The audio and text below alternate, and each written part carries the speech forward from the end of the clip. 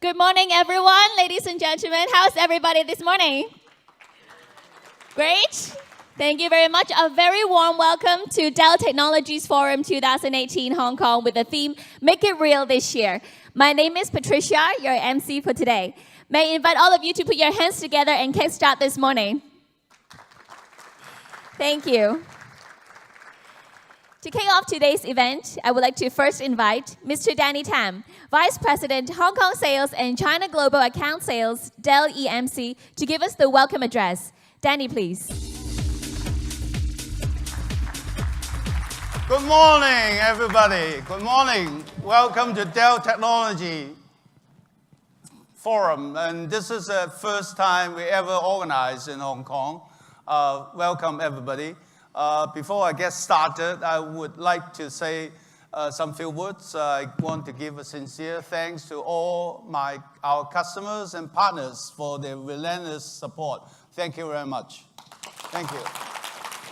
And especially today, it's a big challenge to attend the event today, right? It's raining, and I heard some accident in MTR. Some customer I talked to, they spent about 2 hours struggling the way to attend this event. You deserve a big hand. Thank you very much. And of course, for those who are still stuck in the MTR, we put this event online. So say hello to the internet people. Hi. Okay, enjoy the show, and you can watch it on your mobile phone. Thank you very much. Well, first of all, let me talk about digital transformation. It's not just the buzzwords. Last night, I heard the news I really want to share with you. A company with 132 years old is older than my grandfather. Sears, they declare bankruptcy. Have you heard about this? It's amazing. It's not it's a very unpleasant surprise. But if you look at some statistics, and somebody would tell you the last 18 years, 50% of Fortune 500 companies have gone. So that means we are living in this digital transformation world, and then we have to act fast. So otherwise, you will be gone. So today, we really want to talk about this digital transformation and IT transformation, how it's going to affect your business. And particularly, you see there's some new challenging, disrupting companies like Netflix, the largest movie company, they don't have any cinema.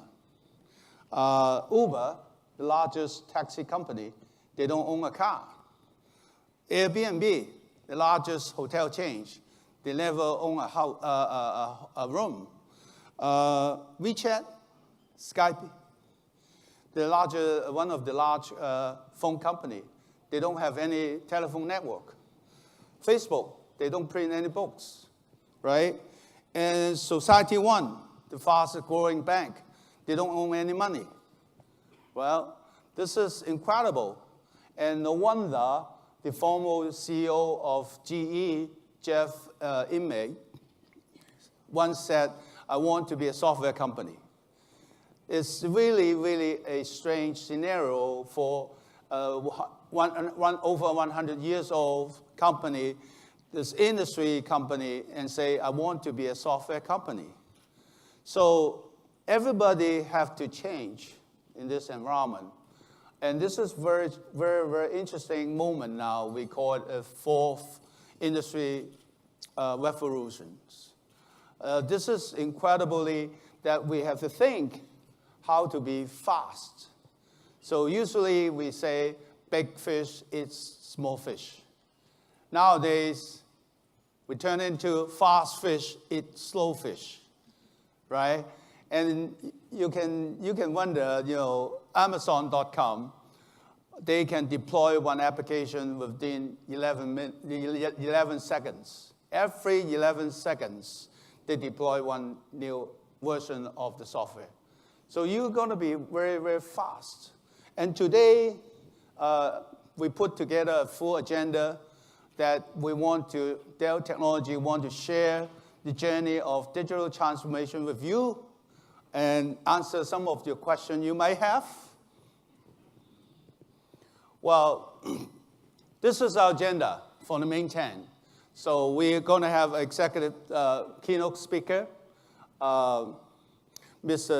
Tony Parkinson, VP of Global GCN Solutions. Tony is responsible for big data, cloud, for Dell Technology. He is no stranger for this region. He spent about 9 years in Singapore and almost 2 years in Hong Kong. So he knows all the places where to eat, where to live, and he knows Lan Kwai Fong, and he knows Wan Chai and areas, and no Wan Chai. I'm sorry about that. Right? Probably Causeway Bay, right? So he is a friend of us. So that's why we particularly invite Tony to speak in this, for this audience. And then we have Peter Hanna, VP of Storage, and talk about how the Dell Technology really applied to Hong Kong environment. You know Wan Chai? Peter also stayed in Hong Kong for about 4 years, right? 9 years. I'm sorry about it. So physically, you stay 4 years, but you travel 5 years, right? So Peter has always been on the road and traveling a lot of places in this area. And also, we invite one of our key customers, Manulife, Mr. Wayne Hutchins, head of cloud, to talk about the journey of cloud, to share their experience, how to get the digital transformations. So this is a full day of event, and hopefully you make a time out of your business schedule, and I'm sure this wonderful agenda will help you answer some of the questions you may have. Well, there's two key sponsors, Microsoft and Dell. They are not only helping Dell Technology to be successful, but also they are the key sponsor on of this event. Thank you very much, Microsoft and Intel. Thank you very much. And this year, we have the largest number of sponsors, from diamond, gold, silver, and also participating sponsors. And we have 21 sponsors. Thank you, partners. Thank you, the sponsor. Thank you very much.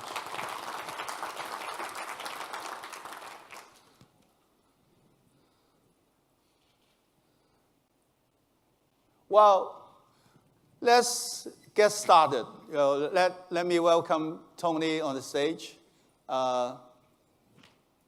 You're going to introduce Tony, right? Yeah. I'm sorry, I'm not going to do your job, right? So sorry about that. Thank you very much, Danny. Please give him a big hand for the opening remarks. Thank you very much. All right, up next, we're going to have on stage Mr. Tony Parkinson, Vice President, Global GCN Solutions, Dell EMC, to share with us on Innovate for the Future. Parkinson. Good morning and welcome. Thank you. Thank you for attending today. This event is for you. And I think there's an opportunity for you to ask us the tough questions on how we help you in your transformation of your business. Danny stole a bit of my thunder. I was going to talk about Sears because I've actually lived the Sears experience being based in Austin. And it's sad in one way that a company with such a tradition is basically going to go away. Some interesting data though. At one stage they had 317,000 employees. I think so the demise of these companies, and one that's come up from that, we've done a lot of work with, is Home Depot. So as a user, it's interesting looking at what Home Depot's done to modernize their business versus where Sears, we really didn't fundamentally make the changes. So you'll hear about the work that we've done with Pivotal. It's one of a family of our companies, and they've developed a whole lot of applications to really enrich the experience of Home Depot. So it's a tale of two companies and the changes and dynamics that are happening in the industry today. So I'm going to start with just an overview of what we're seeing in the industry, some really key transformations, and how Dell is innovating to help you achieve your business goals. It's critical because there's three key trends that I'm going to talk about this morning in detail that are making this industry, our worlds, more challenging, but also more dynamic. We believe that we are entering this fourth revolution, industrial revolution, and in many ways it's already underway.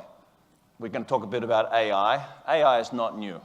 Companies have been doing machine learning since the 60s, but now it's coming to be able to be at your fingertips. And how we leverage that really is going to define a lot of the company structures and the success of your companies in the future. And we are moving very rapidly to becoming a digital economy and a digitally driven company. And one of the things we want to make sure that you're fully leveraging the data that you have. Our customers are constantly telling us that we want to start really getting more insights from our data. They have to be real time. We can't have static data. Static data is not good for business, and it's also not reflecting what's happening in the industry around us. So before I begin, I just wanted to talk about Dell Technologies. It's Michael's vision of taking 7 leading companies in the industry. Many of you may not know these companies by name. Certainly, all of you have touched some of these companies in one way in this room, but we want to make these companies standalone companies, but part of the family structure that really drive innovation and technology leadership, but also working very closely together. The merger between and the acquisition between Dell and EMC, we're now starting to see new technologies coming, new storage solutions, more innovation. In fact, over the last 3 years, collectively Dell and EMC have invested about $13 billion in R&D. And as Michael Dell has stated, he wants Dell Technologies to spend about $4.5 billion per year on R&D. That's actually more than what IBM or HP, Hewlett-Packard Enterprise spends. And the results, we're already seeing the results. We have over 21,000 patents and patent applications. That's huge by any means. So when you think about Dell Technologies, innovation is really what's going to drive our success. And really building that trusted partnership with all of our customers, leveraging that portfolio of companies is really what the business we're in. So it's a family of businesses, each with a very entrepreneurial mode of operation. So if you know anything about Michael, he's very entrepreneurial. He's always encouraged the entrepreneurial spirit. So he doesn't want the companies to just become static. He really wants them to continue to drive the innovation technologies within their respective businesses, but then offer to you the broadest range of solutions, really from desktop to data center. It's a unique range of companies, each in their respective rights, at the top or near the top of the Gartner Magic Quadrants. So you know that you're working with a group of companies that really cares about your success. So let me lay out the foundation of what we're going to talk about today. And don't worry, Skynet is not going to take over the world. This is not the opportunity for the robots to really take over what we do. But I think we've had robots doing a lot of jobs that everybody in this room probably doesn't want to do, working in dangerous situations, dangerous environments, doing repetitive tasks that really don't, that really is what they're tasked for do. But they've been pretty mechanical. You train the robot to do, and that's all it does. So you think about spray painting an automobile, that's all that robot does. What you're going to see is an evolution of that partnership. So we're going to be working with these robots rather than just having them working for us. And that's driven by the huge volume of data that you're expected to not only consume, but also do something with and do some analysis on. So the velocity of this data growth is going to continue to accelerate. These systems will analyze, inform, and act with us on our behalf. So really the intent here is that as we give more tasks to these more intelligent robot-type infrastructures, we're better able to spend time on innovation within our own businesses. The potentials and opportunities of these human-machine partnerships, and Michael's put together a vision, are immense. So the more we can offload these capabilities into these machines, we can spend more time on doing what humanity does best, and that's improving humanity. So let's get going on really what we wanted to talk about. It's interesting in the context of unlocking the value of your data in your organizations. How many of you actually thought and attributed a value to the data that sits in your organizations? Just a quick show of hands. Do you actually have a valuation of the data assets in your company? Is that part of your strategy? Doesn't look like it is. Don't be shy, but a lot of companies really, truly don't understand the value of the data that's within your organizations. And I'll just give you a couple of examples of what we've seen in the industry. Recently, a very large casino went out of business because of cash flow problems. When they did the roll-up of the assets, they had a loyalty program. The loyalty program alone was valued at over $1 billion. So, the assets in these companies is beyond just the physical bricks and mortar and people assets. That data is a critical asset for a lot of organizations. If you look at what when Microsoft acquired LinkedIn for $26 billion, why was the valuation of LinkedIn so high? It had to do with the number of users that they were acquiring. So when Microsoft acquired LinkedIn at that stage, LinkedIn had about 433 million users. I was speaking with LinkedIn a couple of weeks ago. They've got 530 million users. If you do the math, and looking at the simple arithmetic, is that Microsoft paid about $260 per monthly active user. So the data is growing exponentially. The value of that data is growing exponentially. If we're not leveraging that value as a competitive differentiator, then you're going to see new companies come in and really challenge our businesses. That's pretty much what happened with Sears. As a Sears, I used to buy stuff at Sears. I would very rarely get any correspondence from them. Versus I'm also buying stuff from Home Depot. I have an application that is very, it's pretty aggressive in terms of, hey, we've got promotions and specials, but also, the ability to buy stuff online. You could buy stuff online from Sears, but they just missed that whole value. So if you look at the two different business models, on paper, they were similar. Selling the same types of goods and services. They had bricks and mortar stores. They also had online sites, but they really fundamentally missed the ability to leverage the data assets that they had, which is customers' base.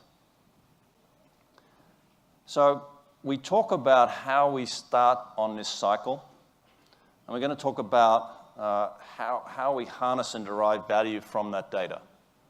And it's a pretty simple process that we worked on. First one is sense. You've really got to be able to capture a huge amount of data from sensors. Obviously, we're going to talk a little bit about the Internet of Things.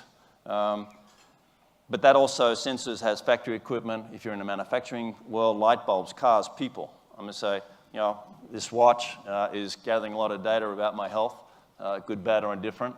But we want to make sure that we can then make sense of that data. And making sense is covered by technologies like the analytics. So starting on that data analytics journey. Just a show of hands, how many have actually started doing analytics within your organizations? Many? Few? Not many? Okay, great opportunity. Because if you haven't started on that journey, and it is a journey, I'd certainly encourage you to speak to the Dell team throughout the day, that you've got to start. You're going to hear a lot about AI, machine learning, deep learning through the industry. But how then you can take that making sense of the data and then act upon it.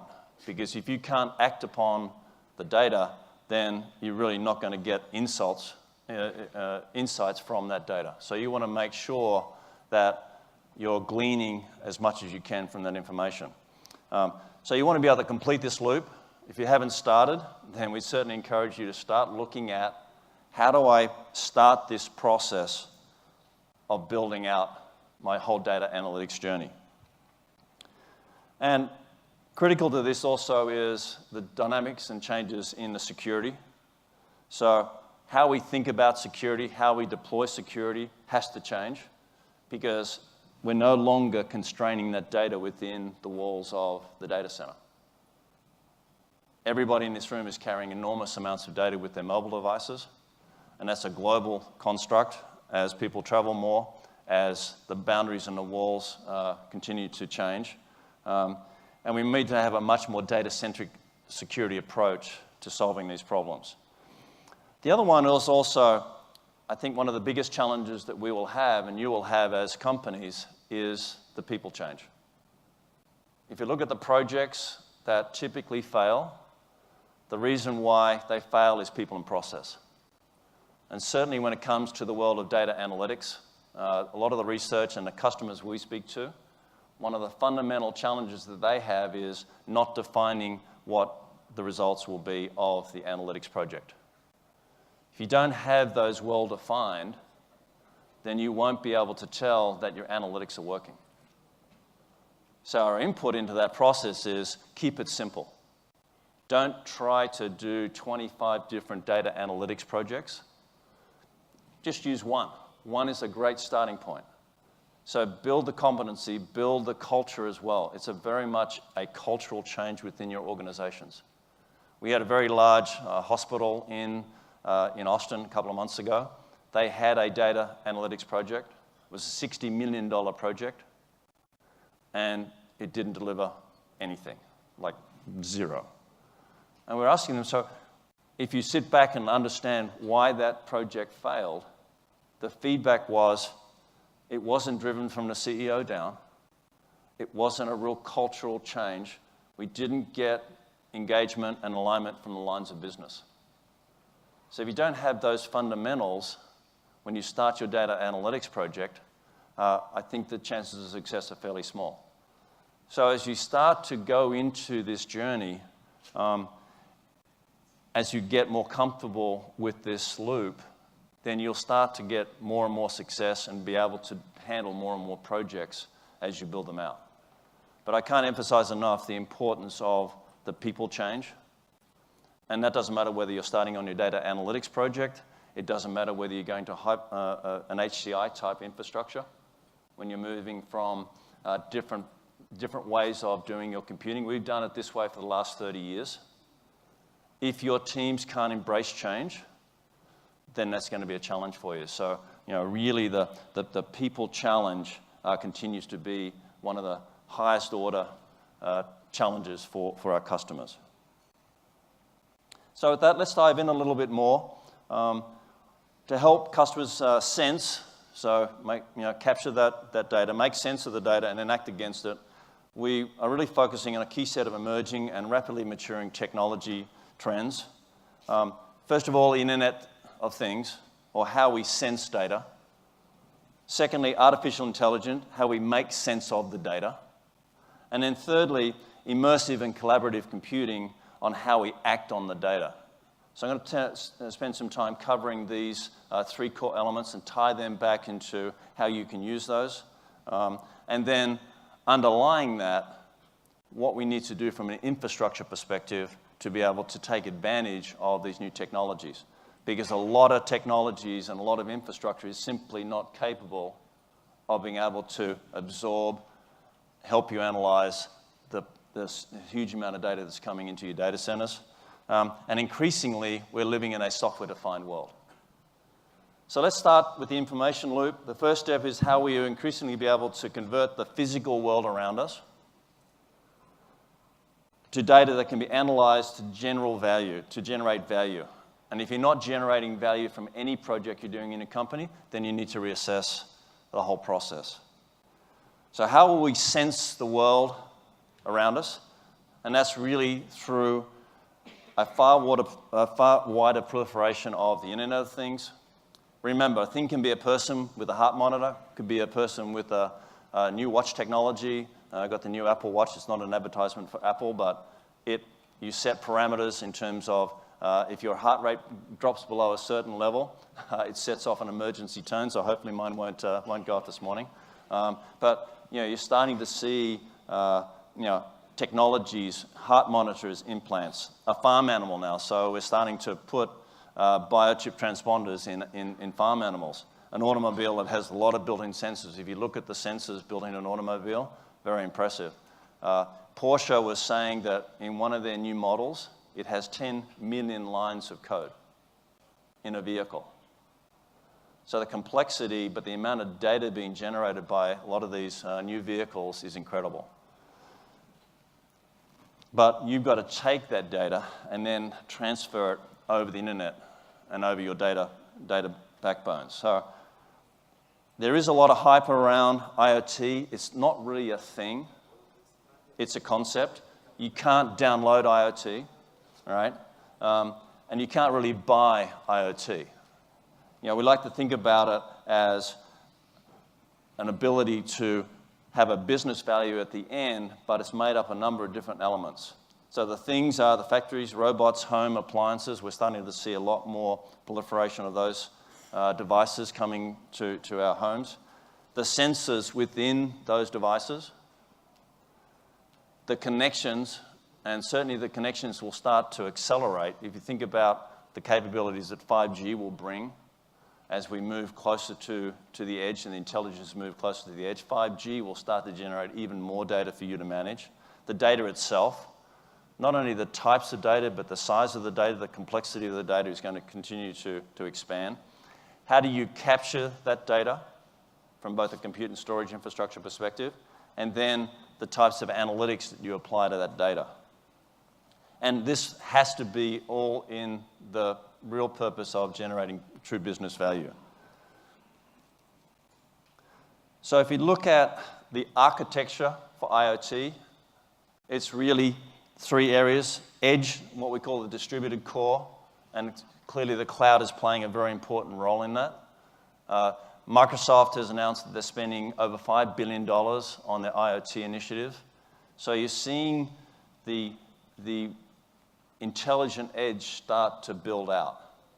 So before, that middle section really wasn't there. It was either on the edge or in the cloud. We're now starting to see a very, very important role of the distributed core, because the distributed core really needs to sit on-premise, where you're ingesting massive amounts of data from the edge, but also pushing the data that you don't really need out to the cloud. And the cloud, we'll talk about a little bit more, can be on-premise, it can be public, it can be hybrid, depending on your model. But as data moves through this ecosystem, it really is an ecosystem of infrastructure. It has to work together. They can't be discrete islands of technology, because that's not efficient and that's not effective for delivering business value. So from a Dell perspective, here's how we offer solutions and technologies across each of those pillars. On the left-hand side, from the edge, we have gateways and embedded PCs. A lot of the PCs are ruggedized and fanless, so they can work reliably in very harsh environments. In the distributed core, of course, that's our core server compute, networking, technologies and storage. VMware from a software perspective. In the cloud, we offer VirtuStream, and certainly we have partners here in Hong Kong who offer very strong cloud services as well. Dell Boomi, you may not be familiar with Dell Boomi, but Dell Boomi allows you to link legacy applications into modern applications. So if you have a legacy database that you cannot really move from your environment, but you want to connect that into Salesforce, for example, Dell Boomi allows you to easily integrate those legacy applications with modern-day applications. And then Pivotal. I'm going to say Pivotal, many of you may not be aware of Pivotal. Pivotal is really enables you to build cloud-native applications. So I was talking to software developers. This is certainly a very integrated platform and it's part of the Dell Technologies family that you may not be aware of. And then from a security perspective, we have RSA, and from a managed security perspective, SecureWorks. So the management of the edge devices as well with VMware Pulse IoT Control Center. So you're starting to see enablers of the Internet of Things coming through, right from the edge, right through to the data center and out to the cloud. And of course, professional services can help you on your journey. Can't stress enough that we're here to help you and work with you to start your journey and leverage what's happening in the industry. So, okay, so once you've captured all this data and you've curated it, the insights derived from that data is where the real power is. I'm saying it's the insights you get from the data. That's the real power in this whole loop. And let's return to the human-machine partnerships for a second. To be clear, when I use the word machine, we're not necessarily talking about a physical thing. In reality, it is humans and applications working together to produce an end result. And the emergence of artificial intelligence and its subcategories of machine learning and deep learning is really driving a quantum leap in the ability of applications to process data. What we're also seeing is the growth of new companies, new software companies in the world of AI. I think people hear the word data analytics, AI, they automatically think, oh, I've got to go and hire a whole bunch of data scientists to start my journey.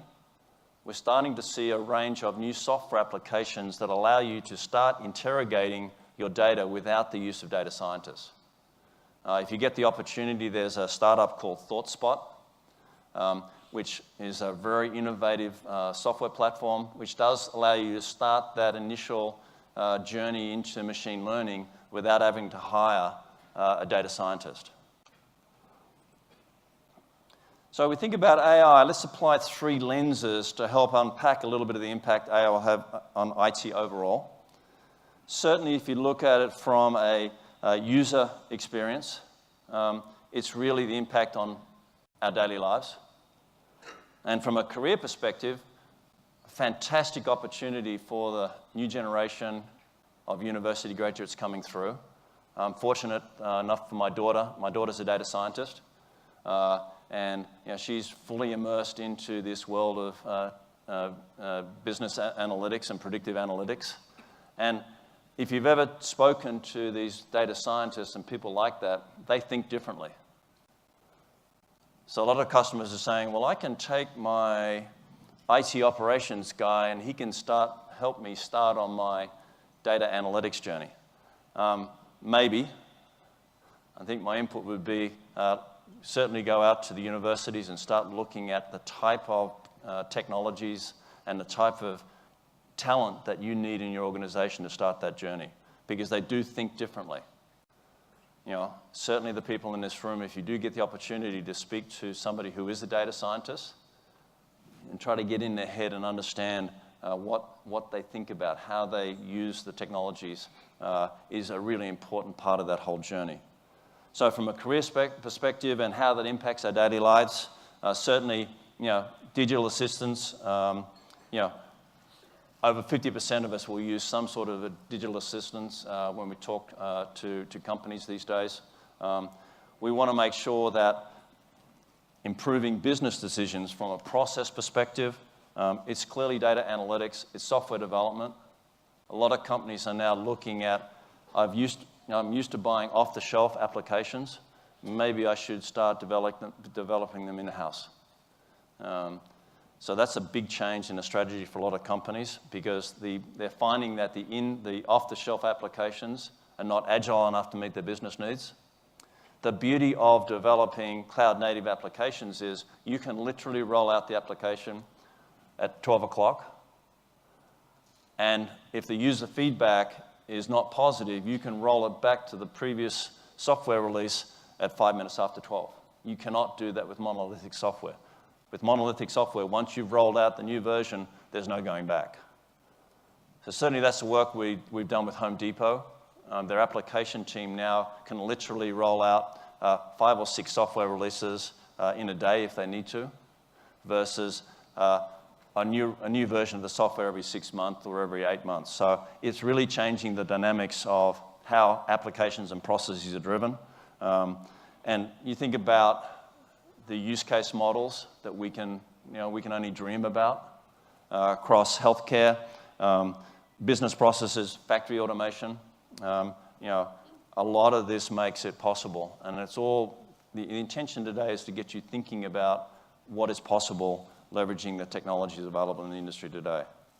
And then finally, IDC is estimating that 71% of enterprises will leverage AI by the year 2021.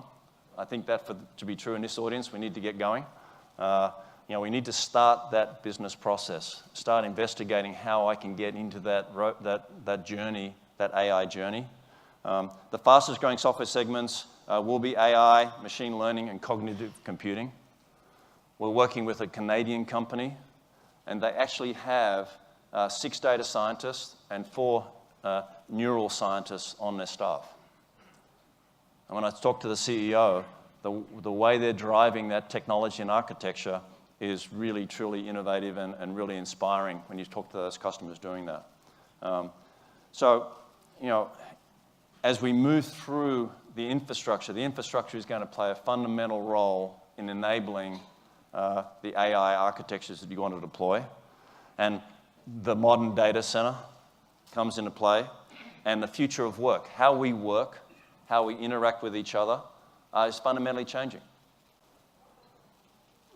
So we've got to be cognizant of that as well as we start to build out our teams, as we attack this problem that the way we work, how we work, where work gets created, and where data gets created is fundamentally going to change forever. So let's talk about what's required from an infrastructure perspective. At Dell Technologies, we focus on 3 areas to enable AI. First, around the compute platform. We are the global leaders on x86 server technologies. We've got a clear leadership. We've had that for the last couple of quarters. And if you think about where the actual applications get loaded, it's on that server platform. The GPUs are sitting in those servers. So we have a fantastic relationship with Intel and NVIDIA to build out the GPU and also the FPGA architectures that you need to drive the applications. So we can offload a lot of the work that typically is done by the CPU into the GPU. So we're working very closely, and we want to hear back from you over today is what sort of architecture do you have, and how do I migrate off that architecture to a next generation data center architecture that enables you to take advantage of that. And we think AI is the rocket ship, data is the fuel. Data really is the fuel that's driving this whole AI initiative globally. And certainly you'll hear from future speakers on the work that Dell EMC is doing to really transform its whole storage architecture, make it more agile. We've refreshed all of our platforms with leading edge technologies. Utilizing flash media, we're moving from rotating media to SSD technologies and now NVMe. If you look at our latest version of our PowerMax storage platform, it's NVMe enabled. So you're going to start to see more and more of these technologies coming through from a storage platform. Isilon is very powerful for large scale-out infrastructures. And we're going to hear more about what we're doing around Extreme I/O. And certainly in our mid-market platforms, be it Dell EMC Unity or our SC lines, we're continuing to enable them with the fastest and most available technologies in the industry. And then you've got to back it up. So we're the leader in data protection. So we're not going to let you just hang there with your storage. We offer very comprehensive end-to-end data protection solutions as well. And then when it comes to infrastructure software, to manage the multi-cloud systems, we're the dominant provider of infrastructure software used to power the modern enterprise. From a VMware perspective, very strong partnerships with Microsoft as well. And certainly in North America, we're seeing a lot of interest in OpenStack, but also now a lot of talk in the industry around containers, and certainly how you manage them, deploy them using Kubernetes. So don't be afraid to talk to us around moving from my VM type model, my virtual machine type model, to a container type model, microservices. We've got a lot of experience in customers working in those environments. So we'd be keen to talk to you about that as well. So really, the ultimate goal of AI and machine learning is really to enable us to help make big decisions with our big data, right? It's a story driven by data, and really, it's really what is one of the key drivers for Dell Technologies. And if you look at the innovation loop, is all about how we act on that data. So once we've captured it, we want to make sure that we have the innovation loop complete. And one of the most interesting and emerging trends is how do we interactively manage and manipulate the information? And when we think about virtual reality, I think we've all been to the malls and played with the games and seen people making interesting movements as they live in a virtual world. Well, this is translating into real business value. And this gentleman is actually looking at air conditioning unit. I just replaced my air conditioning unit in Austin. You can't survive in Austin without an air conditioning unit. And they used to be fairly simple devices. Not anymore. They're very complex pieces of technology. And the service guy who comes out to actually use them now using this technology from a partner with Interplay is actually using virtual reality. So he's seeing the actual unit, and the support guy on the other end can actually help him make sure he doesn't touch the wrong parts of that AC unit. So we're seeing that also in the auto world. You think about how complex automobiles have become. It's very challenging for the service guy to actually replace a module. In the old days, they'd go to a book and they'd go through the book. Now they're putting in virtual reality so that he can see real time how to replace that module that's failed in an automobile. So if you think this stuff is science fiction, it really isn't. It's really coming to a range of different verticals across the industry, be it military. Media and entertainment is one that sort of springs to mind in the gaming industry, but it has applicability across a huge number of environments. You think about the healthcare, virtual reality augmentation in an operating theater, it's real. So, once again, the intention is to get your minds thinking about in your businesses how you can start leveraging these technologies for competitive advantage. So we've talked about how we'll sense the data and capture the data with things like IoT, make sense of the data through artificial intelligence and machine learning, and then how we interact with it and manipulate it through augmented reality and virtual reality. The next thing we want to understand is software and infrastructure that will drive these experiences. Addressing these trends requires applications and information that is actually decoupled from the physical environment and location, so that once again it's a cultural change about how you manage your data in your data centers, and really we fully embrace a multi-cloud approach. In fact, 81% of enterprises that we've surveyed are saying that they already have some type of multi-cloud strategy, and that on average they leverage almost 5 different types of clouds. And I think 3 or 4 years ago it was let's move everything to the public cloud and either not keep anything on-prem because the public cloud's going to meet all of my needs. We're absolutely seeing a change in that whole structure away about how customers deploy clouds. Certainly it's driven by the need for moving more of the compute power closer to the edge.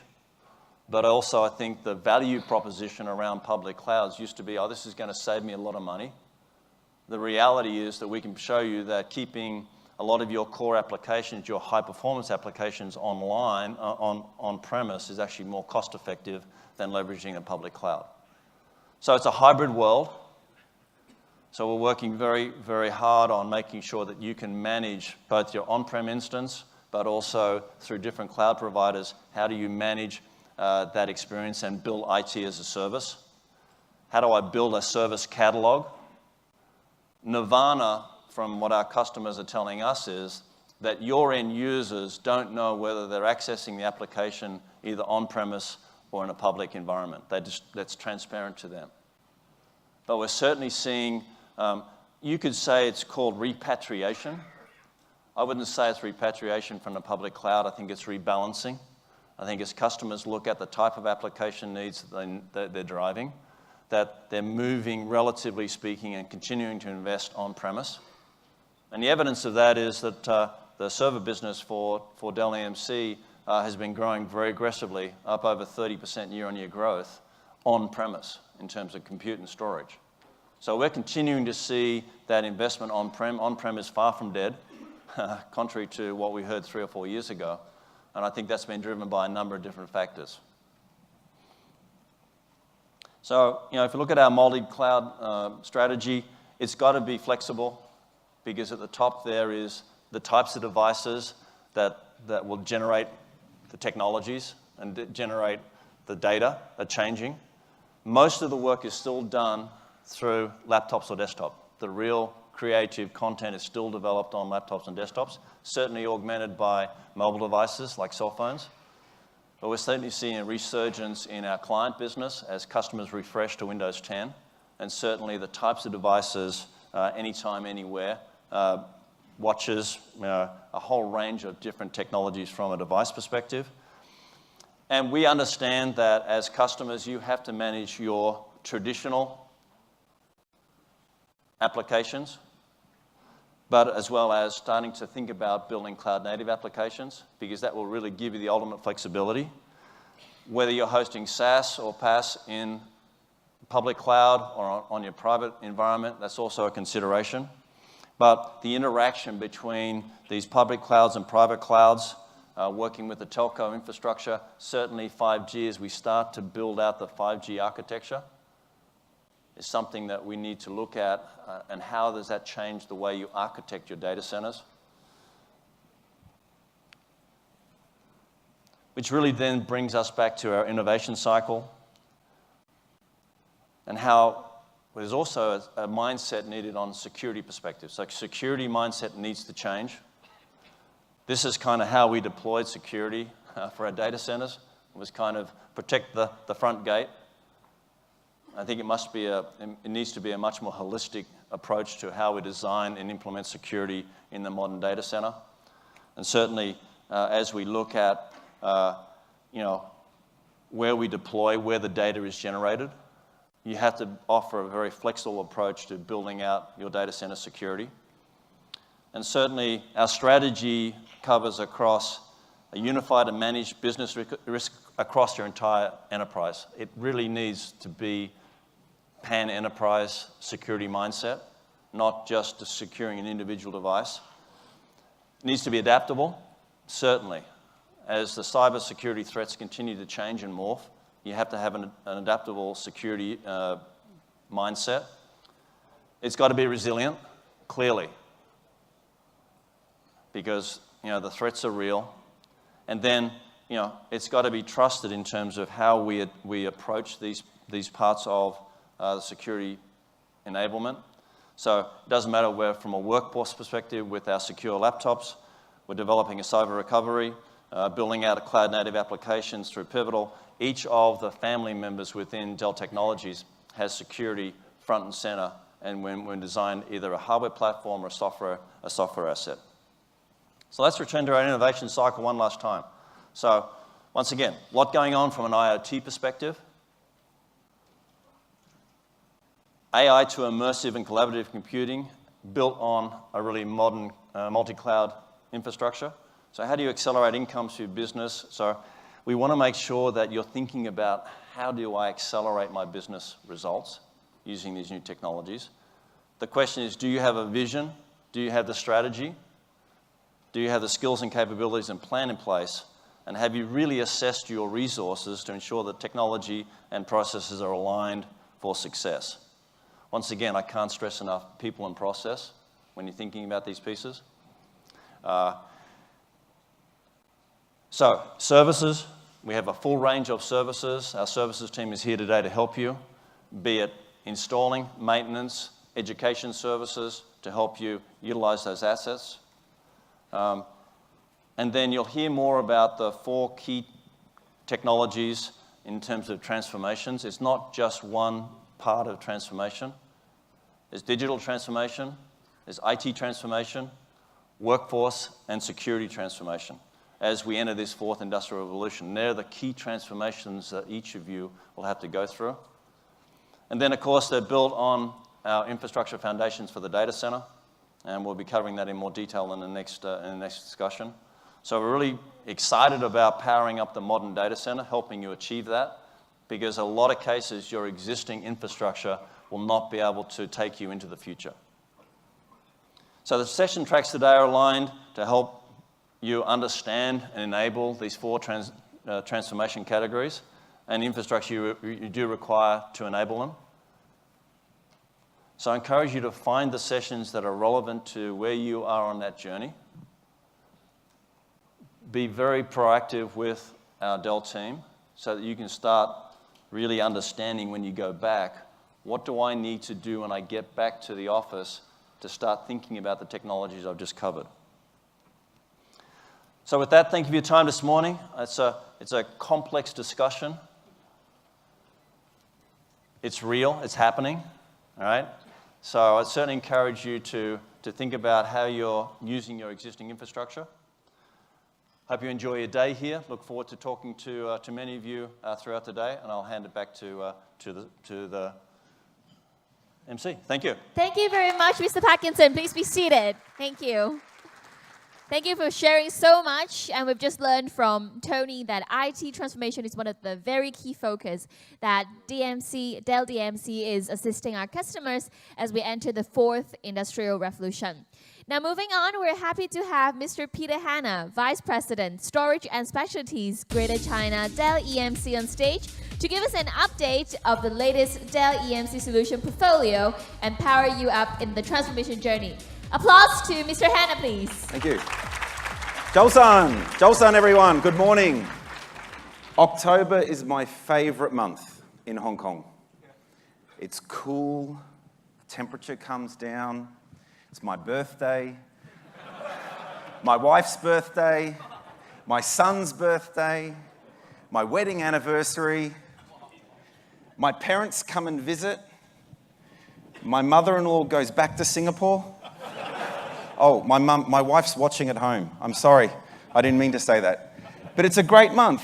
And also, because it's Dell Technologies Forum, we get to spend a day together talking about really exciting things. We get to learn from each other about the best practices, what's going on in the industry. So today I'm going to talk about how do we take what's going on and how do we make it real. I'm sorry, but there are some products in my presentation. It's not as articulate as Tony's, but I'm going to do my best to try and not make this a product pitch. So Tony talked about how do we deliver continuous better outcomes. That need to take data, the data that matters, and understand that data where it matters, and how important that is for you and your business.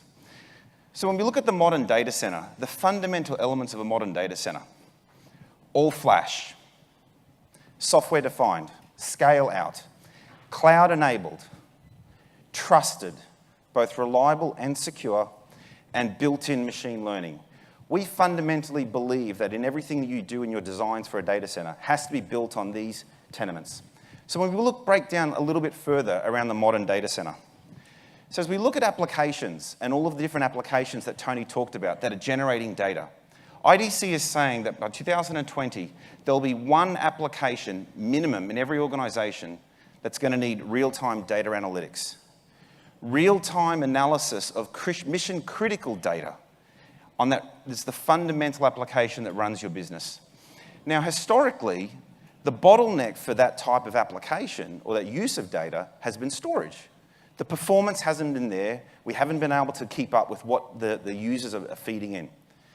So if we can revolutionize the performance levels of storage to drive that real-time data analytics, we think we can make some real fundamental change. So when we look at storage, and we have this new tier of storage called Tier 0. Tier 0 storage, fundamentally, is what we're looking for is speed. Not just flash. It's not just about flash anymore. It's about NVMe, end-to-end NVMe. It's about utilizing storage class memory to drive the performance you need. We need intelligence. We need built-in machine learning. We need to create a class of autonomous storage Sean Lee, you can tweet that one, autonomous storage. I made that one up. And then finally, we need some efficiencies. We need storage that's smart, storage that drives deduplication and other data services into it, as well as the other tenements of a modern data center, like scale out, active clusters, etc. So when we launched PowerMax, the world's first tier 0 storage platform, the world's fastest storage array that delivers unprecedented performance for your mission-critical applications, as well as intuitive and intelligence built in around machine learning, data reduction technologies. This is what's really going to help you drive that consolidation between legacy applications and your next generation applications, to be able to bring them together.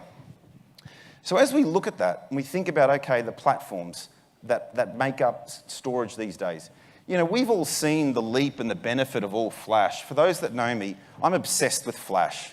I've been selling flash, you know, ever since I got to Hong Kong. I love flash storage. But you know what? We're moving on. We're now looking at NVMe end-to-end. The performance benefits of NVMe end-to-end are unbelievable.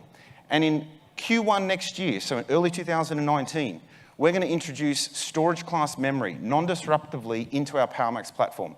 That's going to give us another leap in performance for your applications. But the intelligence around machine learning, or autonomous storage, as I like to say it, is really where we look at the decision points that are going to get made based on the I/O profiles. So the storage is going to sit there and learn your data, learn the I/O profile, and it's going to decide which media to put that data set on. That's going to deliver simplification for your teams around managing the environment. You're going to get optimal performance all of the time.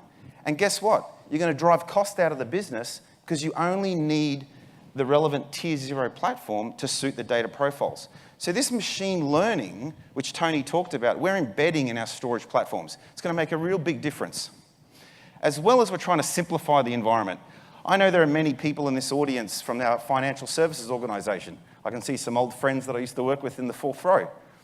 We're trying to consolidate environments, open systems, mainframe, iSeries, file, put it all together on a tier 0 platform. That's game changing. If you want to know more about our high-end storage, where's Joe? Joe has to be here somewhere. If you want to learn more, go and visit Joe this afternoon, Salon 4 and 5 at 2:10. Get there early because the room is going to be full. Now, Tony also talked about how do we accelerate success? How do we help drive greater agility to the business? How do we respond to the business's requirements as you go around the innovation circle?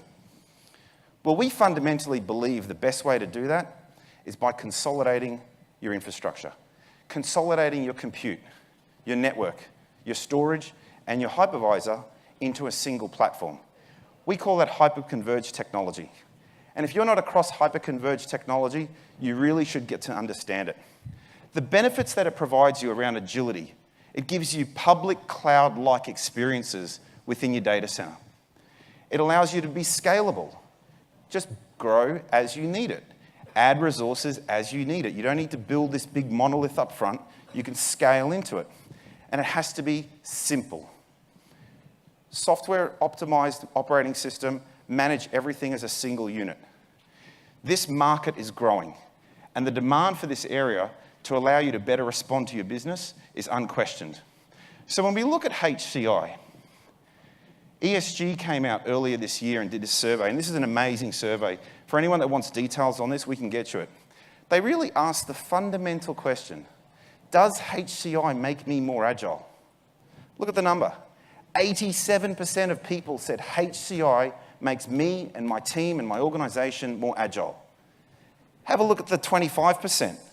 25%, it strongly makes them more agile. I love that. Strongly more agile. The data is there. The evidence is there. So when we look at the other benefits of HCI, I talked about the silos. When we're taking your storage team, your network team, your compute team, your hypervisor team, all of a sudden we're saying, hey guys, let's work as one. So we're creating a virtualized pool of all of those resources to really simplify the way we provision, troubleshoot, and the life cycle and operating of these environments. Huge benefits to the teams. Now, when we look at our VxRail platform, VxRail is the only co-engineered hyperconverged platform with VMware. It is the bedrock for IT transformation. To deploy VxRail versus the equivalent of you build your own, it's a 200-step difference. You save 200 steps by moving to hyperconverged technology with all of these benefits, which I won't quote. But you can see there, it's really a great opportunity for you to accelerate your innovation, accelerate your transformation. And then we talked about it being the bedrock for IT transformation. It's the best way to help transform your virtualized environments, transform your VMware environments. But why stop there? It's the bedrock for digital transformation. Working with our team from Pivotal, embedding Pivotal Cloud Foundry onto VxRail so you can provide a PaaS platform for your developers. Your developers can use that marketplace to bring code in and out. Makes it faster for them to adapt so that they can adapt more iterations quicker and faster. See, I learned something from Pivotal, didn't I, Sean? As well as we incorporate all of data protection embedded within the platform. You can only do this from Dell Technologies around our hyperconverged platform. The whole family of Dell technologies coming together as one. If you want to know more about the power of convergence, Patrick's here somewhere. Go and see Patrick this afternoon at 1:35 in Salon 4 and 5. Actually, for the organisers, I think we need a bigger room. There's going to be too many people in that room. Now, finally, what's the point of building successful outcomes, accelerating your success, if you can't protect it? Because sometimes things don't go right. You need to be able to protect your success, protect your innovation. Now, Tony was talking about data being the fuel. Data is the fuel. It's the oil that AI runs on. There's lots of data coming. We're adding lots of oil. Adding oil. We're in Hong Kong. Gayo, gayo. Did you like that? See, we're adding oil. There's so much data coming that we need to manage it. So that's a big problem for our data protection environment. We need to be able to move workloads from our current data center into the public cloud. We need to be able to do more with less. So fundamentally, when you look at today's solutions, you can't have all of it at once. You can choose, do I want performance or simplicity? Do I want an ecosystem or do I want cost? What we're introducing with our converged data protection platform, we've taken the hyper-converged learnings and brought that into the data protection environment. We're able to do everything in a single box. Backup, restore, search, cloud, long-term retention, systems management, and it's all built on NVMe flash, so it drives that real performance. The DP4400 is a game changer, helping you protect your innovation. So, massive savings around performance, massive savings around backup, savings on bandwidth, average dedupe of 55:1. You're going to see real savings here as you look at that convergence of data protection into a single platform. Of course, with all of these savings means cost. The cost to protect your data is significantly reduced when you bring everything together into a single platform. When all of the backup software is included, your search and analytics is included, your cloud extension is included. So if you want to know more about data protection, go and see Patrick this afternoon at 3:35 in Salon 4 and 5. He'll really go into depths and do it far more justice than what I can do. So finally, when we talk about our relationship with our key customers, we at Dell EMC have created this customer relationship framework called Future Proof. It's a loyalty program where we're committing to you that your investment with us is secure, your journey with us is secure, and you have true peace of mind, where we guarantee, for example, from the day that you purchase our technology, we guarantee for 3 years, if it doesn't behave the way we said it does, if for some reason you don't like it or it doesn't do what it says, we're going to give you your money back for 3 years. That's how confident we are in our technology. Our competitors in the marketplace, 30 days. It takes 30 days to actually deliver it. We're guaranteeing it for 3 years. And there are other key elements of the future-proof loyalty program which I'd encourage you to come and understand, because it really gives you peace of mind that we're in this journey with you together. And so finally, I wanted to cover 3 key topics. Architect for continuous outcomes, better outcomes, with PowerMax, our Tier 0 storage array. Accelerate your success with hyperconverged and VxRail. And protect that success with DP4400. Thank you everyone today. I'm Goisai, and I'll see you the rest of the day. Bye-bye. Thank you very much, Mr. Hanna. Please be seated. Wow, after learning all these technology updates from our experts, how can we make it real and leverage these other opportunities in Hong Kong? Now we would like to put our hands together and welcome on stage Mr. Danny Tam, Vice President, Hong Kong Sales and China Global Account Sales, Dell EMC, to share his insights with us. Danny, please. Thank you, thank you. Thank you, Tony. Thank you, Peter. Tony talked about the digital journey. Data is an asset, and Peter talked about how Dell EMC can help you, building the role of this IT journey of this digital transformation, IT transformation, and also special things about October. Well, I was like this when you talk about October. The reason for that is that I forgot this is the month I got married. October is also a very important month for me. So thank you, Peter. Yeah. Well, we talk about this digital transformation, and this is really around the corner. And I give you some data. Well, this is some data that I pick up from the internet. We're talking about 3.6 billion of people connecting to the internet. And this is 4.2 millions of people having a mobile phone. This is tremendous network together, right? And then you talk about this IoT stuff.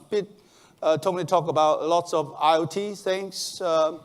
We talk about 20.4 billion of different devices in this whole world in the year 2020.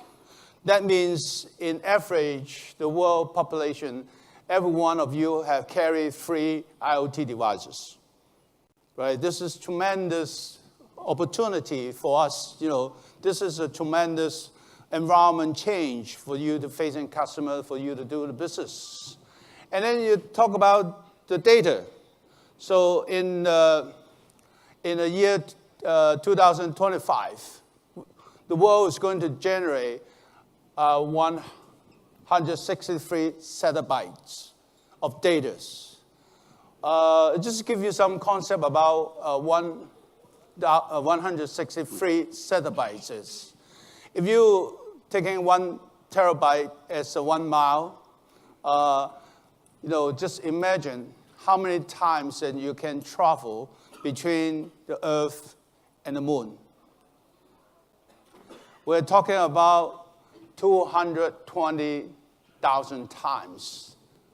This is humongous amount of data, right? And then talk about the GDP. That's in year 2021. 50% of the GDP will generate by digital transformation, the digital economy. So the digital transformation is not just coming, it's around the corner. It's really, it's happening. We have to embrace this, right?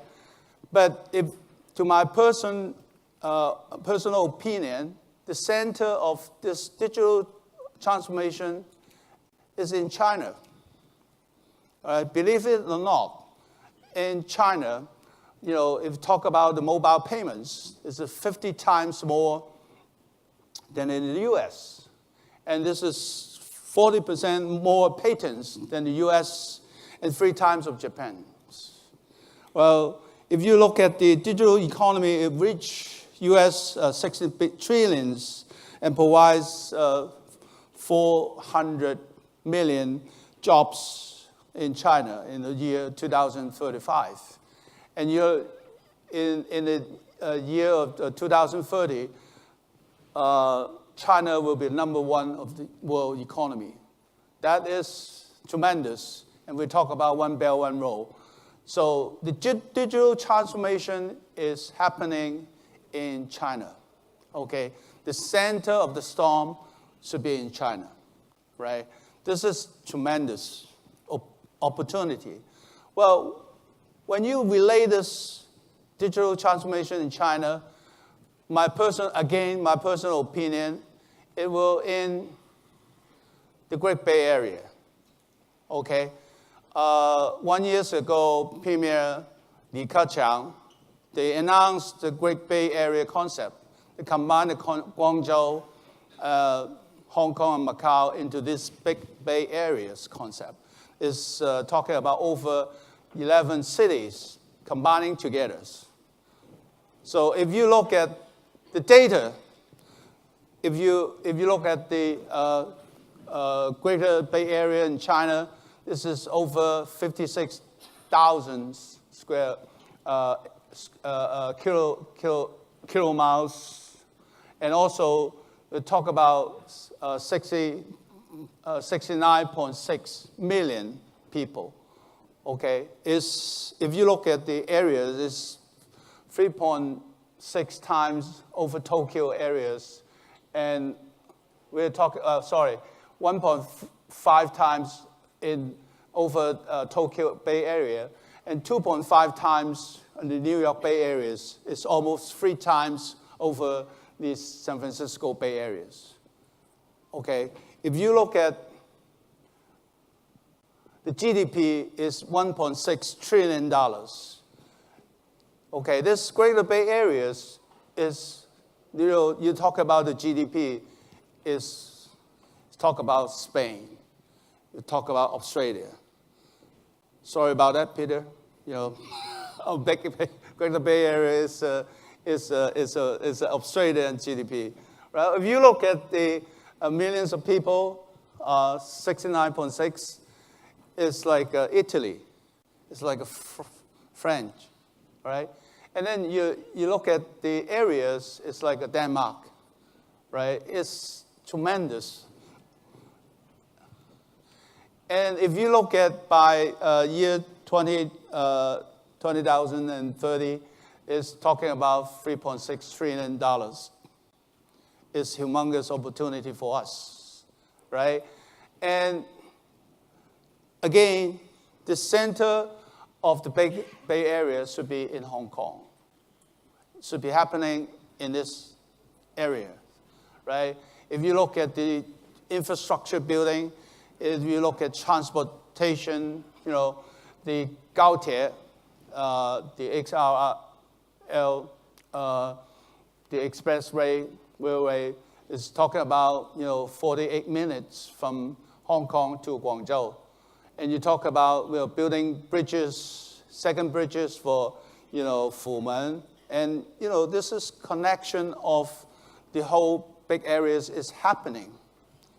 Okay, so for Dell EMC Hong Kong, we are building a special initiative to have the customers and partners in these areas. So we are going to build a multi-cloud ecosystems.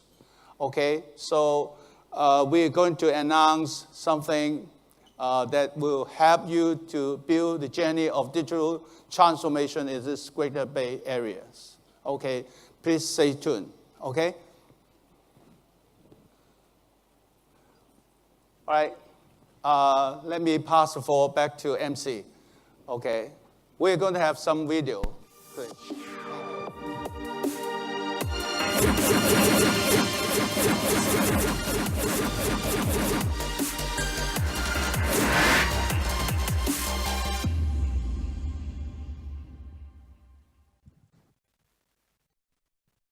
Thank you very much once again to Danny. Please give a big hand to him for the sharing just now and previewing a very important thing about this event today as well. But before that, may I invite on stage Mr. Andrew Yip, Head of Commercial Segment, Public and Partner Business, Dell EMC, to the stage and share the core initiative with us. Andrew, please.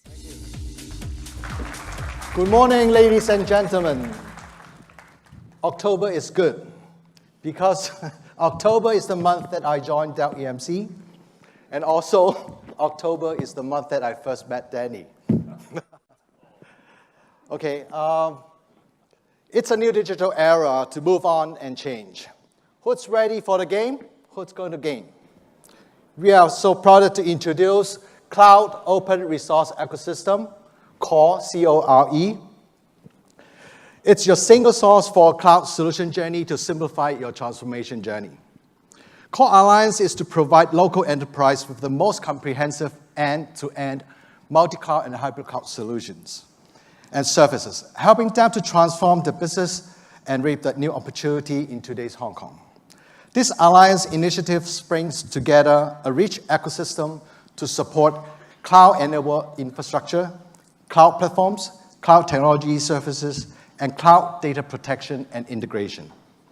By helping our customers maximize the value of their IT ecosystems and multiple cloud environments. Dell EMC pre-engineered solutions provide a variety of multi-cloud platforms and references architectures. This includes infrastructure as a services for traditional applications, platform as a services, architecture and containers for cloud-native applications, enterprise-class public cloud platforms, and on-premises management services. Cloud-enabled infrastructure is set to address emerging technologies such as AI and IoT, and is central to the company's innovations and investments, which include cloud data mobility and cloud control. Cloud platform is one of the critical foundations for agile service delivery. Dell EMC offer wide hybrid commercial infrastructure choice, such as VxRail, Pivotal-ready architecture, Microsoft Azure Stack, and Virtual Stream Enterprise Cloud.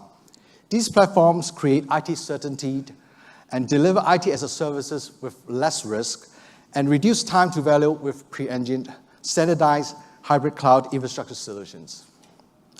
Cloud technology services includes consulting, managed services, deployment, support, and education services. All these professional services improve time to value for your cloud environment. Cloud technology services, last but not the least, it's our cloud data protection and integration.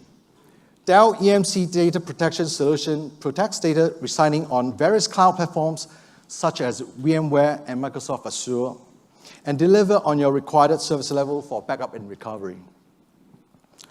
Cloud data integration features comprehensive data services for all fast type of applications running into the cloud, including Isilon Cloud for Google Cloud Platform, Elastic Cloud Storage, and Virtual Stream Storage Cloud.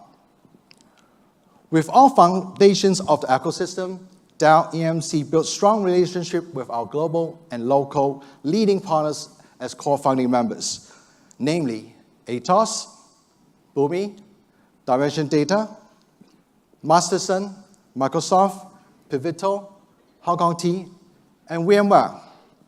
We stay closely together for total cloud solutions, components such as XCI, data center, interconnect, multi-cloud, and data integration, in a secure way based on their business and technologies requirements to advocate freedom of cloud, freedom of data, and freedom of workloads. So now let's welcome our core founding members on stage. Thank you very much, Andrew. And let's also put our hands together to welcome our key participating partners on stage to kick off the core initiative with all our delegates today. Let's put our hands together to first invite Mr. Leo Lang, Head of Sales, Atos Information Technology, Hong Kong Limited. Mr. Michael Evans, APJ Managing Director, Boomi. I guess we'll go on stage and also stick a phone bud of the brand onto the props in front of us. Next, we have Mr. Stephen Medeiros, President, Dimension Data, Hong Kong Limited.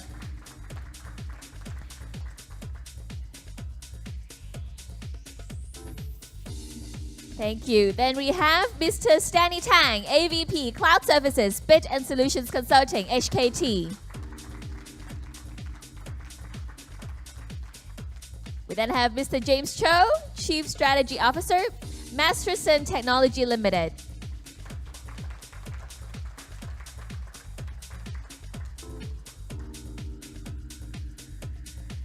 Now, please also welcome on stage Mr. Sherman Chu, Head of OEM Division, Microsoft Hong Kong Limited.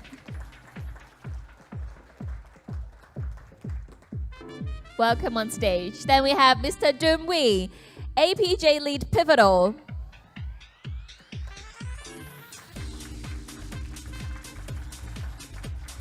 Last but not the least, Mr. Chun Chui Wee, Director, Systems Engineer, VMware.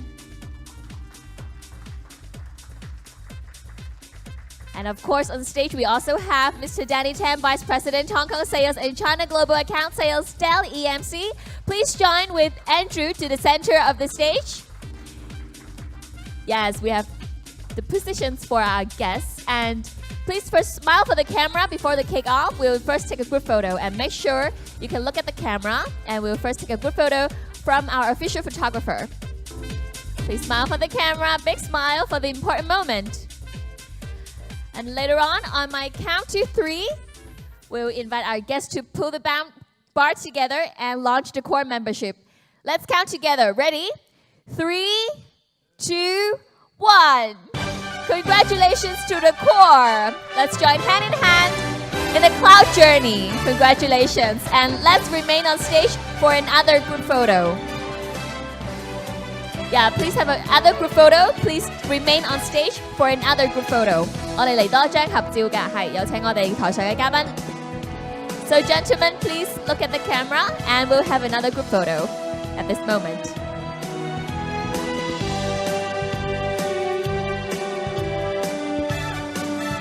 Yes, please come forward for a little bit and we'll have one more group photo. That's a very memorable moment.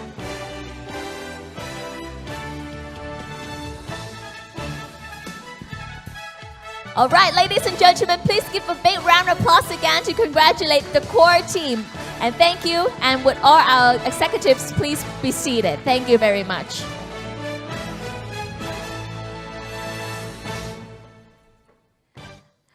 Now, ladies and gentlemen, after this very exciting part, we'll be taking a 10-minute break. Please do take your time to visit our showcase and enjoy the networking session. We'll see you in 10 minutes. Thank you.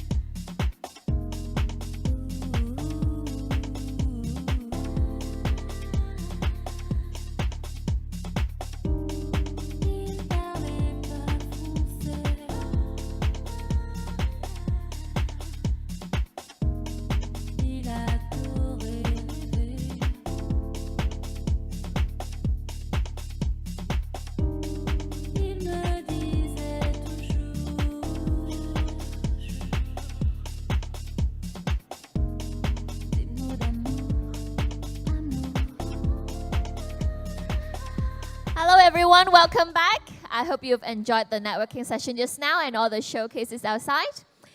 So at this juncture, we'll be inviting on stage Mr. Sean Lee, Managing Director, Dell Technologies, and Mr. Wayne Hutchins, Head of Hosting and Cloud Services Asia, Manulife, to come on stage and share with us on digital transformation journey of Manulife. Mr. Lee and Mr. Hutchins, please. Thank you.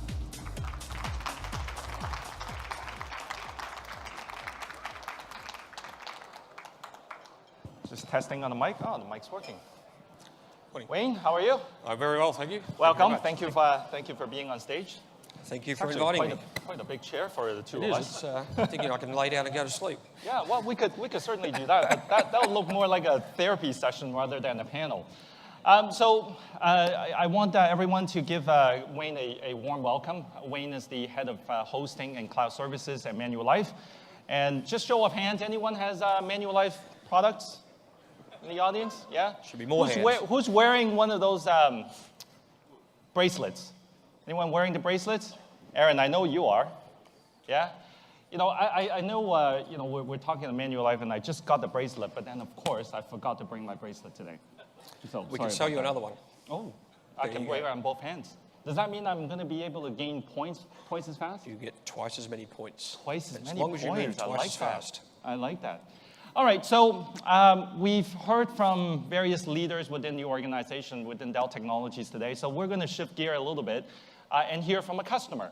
And Wayne and Manulife obviously have been working with various different family of companies within Dell Technology for some time now. But before we launch into that, maybe Wayne, you can do a quick introduction about yourself. I know you've worked with many industries, have many leadership roles. Maybe tell the audience a little bit about that. Sure. So today I'm just going to go through a little bit of, I'll go back to the agenda in a second, but fundamentally I've been in the FSI industry probably for the last 15 odd years, probably in the IT and T industry, at least for 30 plus. I know sometimes I look a bit younger. That lovely AI thing out there told me I was only 42, so I'm liking that sort of thing. So been around for a while, worked in Hong Kong, Singapore, Australia, travelled the world quite a bit. Different markets. A couple of pictures up here.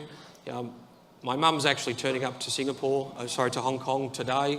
So she's 82. So that's my October, fantastic thing.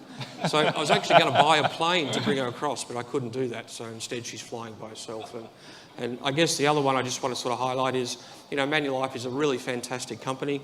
It's a great place to work. And this was from the Chinese New Year party last year, where we had to dress in the most colourful outfits and so forth, and we won the first prize for the team, and that was fantastic. You were in that picture? I'm the clown dude in the middle somewhere, so the really funny one. But yeah, no, it's good. Very good, very good. Thank you. So I think, I think I told you I lived in Canada for a number of years, so Manulife is a brand that I certainly know very well. And then being here in Hong Kong, you see Manulife, especially the Move, right? Applications being plastered all over Hong Kong. So, but beyond that, I'm not sure if the audience really know Manulife very well as an organization. Sure. Maybe you can do a quick intro about that as well. Absolutely. So let me take you through that. So just quickly, I'm going to go through a bit of an introduction. I'm going to talk a little bit about Manulife today, but let me just click on to the Manulife. So fundamentally, Manulife in the US is known as John Hancock. So we operate as John Hancock. Everywhere else outside of the US division, so North America, Canada. For you, get closer to your mic, please. Closer to the mic. Is that better? Yes, please. Okay, so apparently my Australian voice doesn't carry. John Hancock in the US division, and everywhere outside of the US we're known as Manulife. So in Asia we're probably in about 12 to 14 different markets, with Hong Kong and Japan being our two biggest markets, and we're constantly growing big time into the other locations, Singapore, Greater China and whatnot. Broadly speaking, we've got about 35,000 plus full-time employees that work for us. But an interesting statistic, in Asia alone, across all the various markets, we have about 60,000 agents that are helping us in one way or another. So we actually have twice as many agents just in Asia than we do full-time employees. So, that's a really a fantastic sort of number, and we thank all of those folks for helping us. Excellent, excellent. And I know the company's been over 100 years, right? Yes, it's been up around the 130-year mark. It's a very long-standing company. We have about $1 trillion plus under management. So. Okay, very good, very good. So I know from working with you and your team over the last few years, there's been a drastic journey towards digitization, towards transformation, and towards really enabling your customers to view and look at Manulife very differently than a traditional insurance company. Maybe you could talk a little bit about your kind of digital journey and some of the things that you've been going through. I know, before you start, I know for one, from going into your office in the Guntong area, it certainly doesn't feel like an insurance company at all. I felt like I went into an incubator, right, with couches and beanbags and people, sitting around and collaborating and working on things. That's got to be a very big cultural shift in terms of the company. It's a huge cultural shift, and that's one of the biggest things that we're trying to do in our company itself is fundamentally change from being. I mean, we're still going to always be an insurance and wealth and asset management organisation, but we're really trying to turn into an innovative, agile, technology-driven organisation. So, we've got a fairly interesting strategy around that, and people think, why do we want to be a technology company? And I think the speakers earlier this morning, spoke heavily around the reasons as to why, and the digital highway and the digital information is really important to us, not just for the sake of doing it, but very much so for the sake of information, so we can fundamentally serve our customers much better. We're customer-centric organisation. Right. Any challenges you faced on this journey? Everybody talks about all the great things that are happening, and of course, as customers, we can all see it. Any challenges that you and your team have to overcome towards that down that path? Yeah, I think the first couple of things is really the concept around turning into more of a technology-driven and making sure we have the right people, the right mindset. So, getting the right engineering type skills and capabilities into the organisation to help us do that transformation. Really taking people from a sort of a monolithic waterfall type mindset to get into agile. How do you get applications and systems out there in an agile way? How do you deliver things faster and quicker for the customers per se? And more importantly, around while we're doing all of that is making sure that we're protecting all of their data and everything that we have. So it's a really interesting strategy. Oh, excellent. So I'm mimicking a lot of what Tony and Peter were covering earlier in regards to the operational aspect of things. Okay.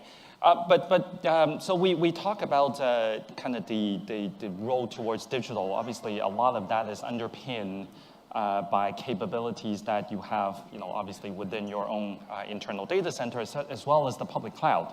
I know you're a heavy user of Azure, right? Is that correct? That is correct. Yeah. We're a big user across the globe of the Microsoft platform, and we continue to do so. So you want to talk a little bit about how you're kind of interacting between what you have on premise and how you're leveraging the cloud technology and some of the capabilities that you're doing in those areas? Absolutely. So I think, from an accelerate the digital journey for us, I talked before about the right engineering skills, the right sort of customer-centric capabilities, but it's very much also around using technology and infrastructure to help drive that. So we've got quite a little bit of work going on around a lot of our applications.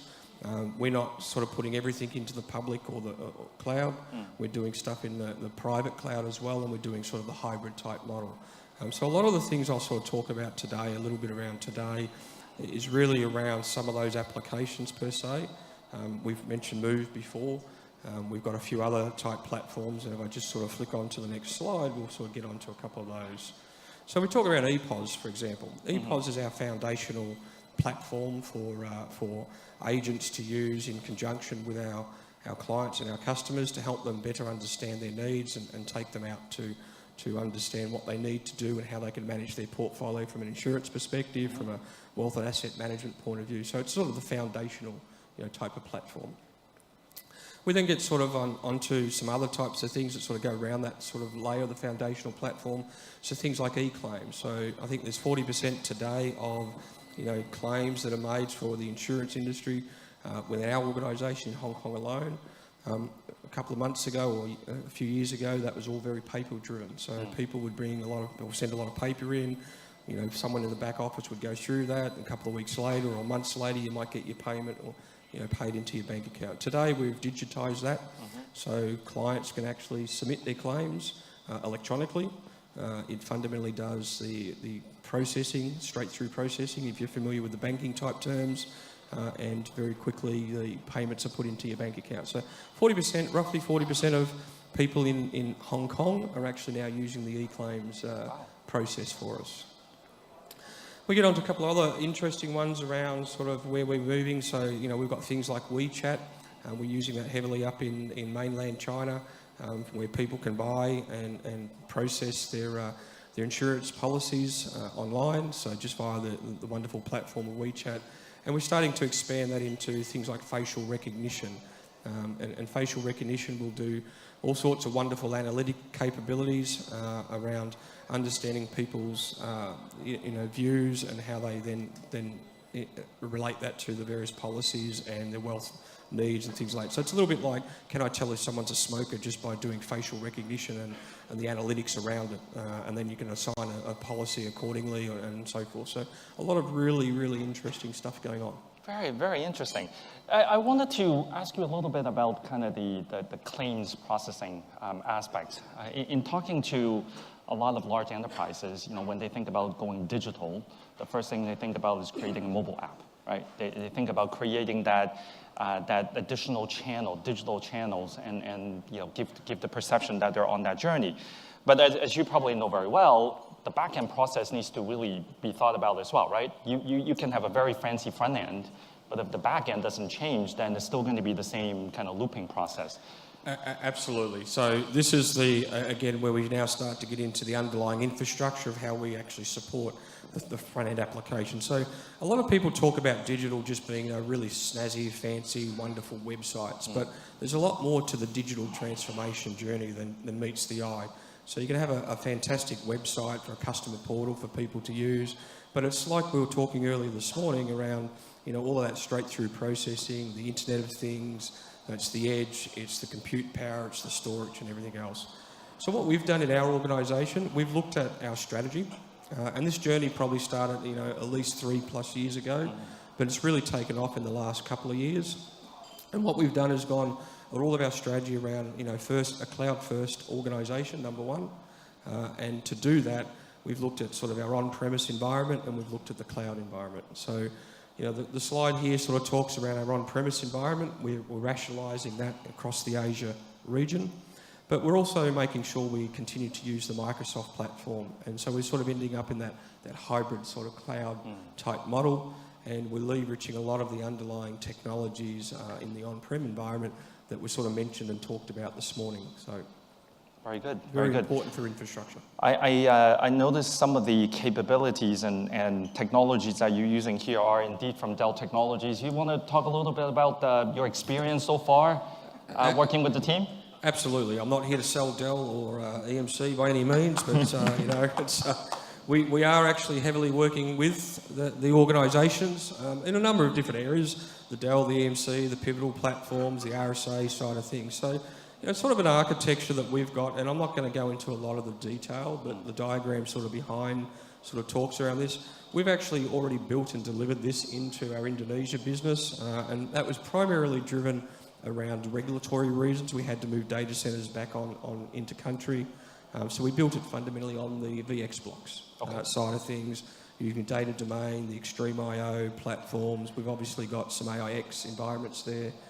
So we use things like Mimics and whatnot. We do all the replication recovery point for VM. Just recently in Indonesia, we went through a DR exercise, and it turned up, thumbs up, all green. So I'm a very happy man. I don't have any DR BCP related issues at the moment. So that's fantastic. So what we're doing now is we're actually taking this further beyond Indonesia, and we're actually building it into our core data centres. So we've got a piece of work, a program going on right now. The purchase orders are out and everything else. We're actually installing, building and getting ready to fundamentally start migrating from the old legacy technologies onto the new platforms. one of the things I would say that in doing the Indonesia, and we're hoping, and you know, I'm sure it will come true, is we actually managed to get a really, really good business outcome. And when we did this in Indonesia, we found that through our processing, the technology, we managed to improve the business by 45% processing and batch operations. So the GM, the country manager for the time, rang us up and, what did you do to my infrastructure? It's like, we thought it was a bad thing, but fundamentally he was over the moon because he was able to send his people home to work, you know, to do other things and have more of a work-life balance. So we talked earlier this morning around business outcomes. There's a real tangible business outcome that we got by implementing these types of technologies. And, you know, the hyper-converged platform is sort of where we're heading as an organisation. Excellent, excellent. And that's becoming increasingly important, especially in countries like Indonesia that's got very strict data residency rules and whatnot, where the public cloud may not be as apparently available. So having a very cloud-like environment that's on-premise, ready to go, is quite important for the businesses to launch a new product. Absolutely. So, you know, we're going to start to use the Pivotal platform on some of this in technology into Indonesia to give them some of that, you know, those platform as a service type in capabilities. But we also use the Pivotal, you know, platform into the cloud on top of Azure. So, you know, we run a bit of an infrastructure as a service, but then we sort of have a platform as a service type capability as well. So, you know, things like a lot of our applications today are moving more and more towards the platform as a service, and again, built on top of the Pivotal type environment. So, you know, that's a great technology for us. People talked about Kubernetes before. We've decided to sort of head down the Pivotal environment. Right. Well, you can run Kubernetes on Pivotal as well, so there's certainly a lot of options there. So we talk about, you know, products and capabilities. I wanted to ask you about kind of the cultural aspect or the people aspect. Because, you know, at the end of the day, technology is just technology. You need people to actually run it, operate it, manage it, and ultimately service the customers. So have you done anything in regards to the people and the organizational area to map onto this digital and IT transformation journey that you've gone on? Absolutely. So we're going through what's called what we call a technology operating model. So we're sort of realigning a lot of the capabilities. So we will be, you know, hiring a number of engineers. I think this year or next year we had a target globally to hire around 1,500 technology engineers, you know, from software to infrastructure, to really help us on this journey. Part of it that's around the development DevOps type side of things. Part of it's around running some of this hyper-converged platforms. So we are in the market. Anyone's looking, feel free to talk to us. But we've also done a lot of training exercises with the Dell EMC to make sure that the people we have today, you know, are brought up to speed and help us support the environment. So we have home-based monitoring through the platforms back to the Dell EMC lab. So hopefully between us, we know something's going wrong before anyone else does, and it doesn't affect our customers, which is fantastic. Right, excellent. So I think the next slide is to talk about your products that obviously everybody is quite familiar with. But there's probably a lot more intricate details behind this product that we don't see behind the scene. Maybe you can talk a little bit about the Move capability specifically. Yeah, so the Manulife Move is really a health and well-being type platform or application that we've got, and it's really around helping our customers. So it's not just around helping the customers in the data that we collect, but it's more around helping them to help themselves in a lot of ways. So, you know, the more they move, the more points they get, the better their premiums become. But put it aside from all that, I mean, the more active people generally happen to be the more healthier and happy people. So it's really a way of us giving back to the environment and to the people, per se, our customers. It's great to see that you know, we've grown in January to August. You know, we've added 80-odd thousand customers in Hong Kong alone, which is fantastic, and we continue to grow the platform. It's being rolled out across much more of the markets, or many more of the markets in other than Hong Kong. Right. So I think it's gone live into Singapore and Japan, and we're continuing to push it into other markets to help themselves. Yeah, healthier customer certainly is a better customer, right? Especially from an insurance perspective. Goes back to what I said. We're very much customer centric, you know, and that's what we want to be, a digital leader, customer centric. It's all about the customer for us. Are there going to be other programs that you'll be running out? Manulife Run, Manulife Sleep? I don't know, I'm just asking. I'm sure there will be. I'm not the application development side, so I won't speak too much for what they've got to do or what on the plans, but I'm sure there'll be more and more of these sorts of applications and systems to be able to help our clients and customers improve their life and well-being. Okay. I think you have a video to share with us, so right? I'd just like to sort of probably finish a little bit on a video, and then I'll just do a quick wrap-up. Okay. So we maybe...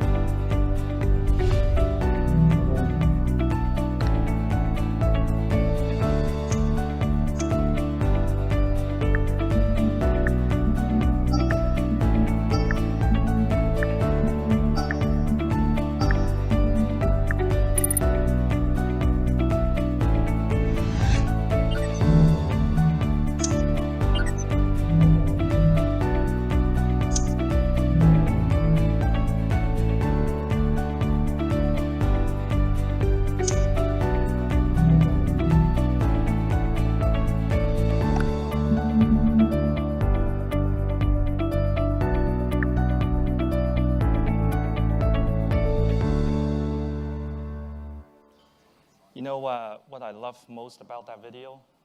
The sound of money. Ka-ching, ka-ching, ka-ching, ka-ching. So I think what's important is it's really difficult to see through a video, but it's really around how it comes together through using all of the Internet of Things, the digital analytics, the digital journey, customer-centric, doing something good for the society and for customers. And that's why Manulife really wants to be a digital leader in a technology-orientated company, organisation. We're still going to be selling insurance and doing insurance-type policies and wealth and access management, but it's really around all the sorts of things we've talked about this morning. This just sits over the top of everything that's going on. So it's a great way of looking at things. That's fantastic. Well, any last words you wanted to share with the audience here? Yeah, I guess I just want to finish off with, digital, I think we said earlier this morning again from the speakers, digital is real, it is happening, it means a lot of different things to people. Manulife is well and truly on this journey, and we are rapidly accelerating what we do across the board. What's really important for the digital journey, and again, I think it came out in this morning's conversations, is you need to partner with your business. I'm from a technology sort of infrastructure side. You can't do digital by yourself. You need to partner with the business. You need to partner with partners, fundamentally, because it is a very complex analytical type environment, and the data is just going to get more and more. So there's a lot of great opportunities there. And I think the last thing that I just really want to say is, gone are the days where the business told technology what to do. I think the pendulum has really swung the other way, where technology is really helping the business achieve some of the business outcomes that they're looking for, and really doing the right thing for society and our customers and so forth. So, you know, it's real. Partner with your business. Technology can help drive those change in an organisation. So That is awesome. Thank you very much, Wayne. Thank you for your sharing. thank you. Everyone, please give Wayne a big hand. Thank you very much. Please give a big hand to Wayne and Sean again for the session. Thank you. Thank you so much for the sharing, Mr. Hutchins. Please be seated. And Sean will be remaining on stage because he's going to facilitate for us for the next session, which is going to be an interactive panel discussion on Make It Real. And he'll be joined by other panelists on stage. Is the mic still on? Yeah, so Thank you so much. Thank you. That was excellent, buddy. panel, I just want to do a quick introduction actually about my role within Dell Technologies. So as you think about what Tony was talking about earlier, you know, the coming together between Dell and EMC and the family of companies has really been going on for the last 2 years now. There's been a lot of synergies that you heard this morning around the product and services in regards to things that we're bringing to markets together. And I specifically work in an organization where we focus on the go-to-market strategy, right? How do we take these products and services and look at particular industry problems and try to figure out what are some of the best solutions that we can put in place? And so with that, I have opportunities to work with pretty much all the family of companies on a daily basis. Some good days, some bad days, but we always come out with the business outcome that we want to look for. So today I'm very privileged to have the leaders from our family of companies in the Greater China and Asia Pacific region to be on the panel with us.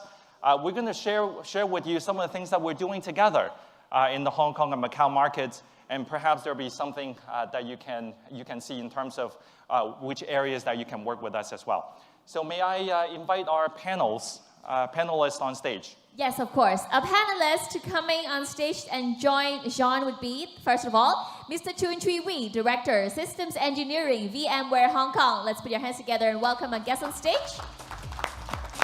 Next, we have Mr. Dong Wee, APJ Lead, Pivotal. Next up, we'll be having Mr. Michael Evans, APJ Managing Director, Boomi. Then we have Mr. Benjamin Sin, Manager Sales Engineering, ASEAN and Greater China, RSA, a Dell Technologies Business.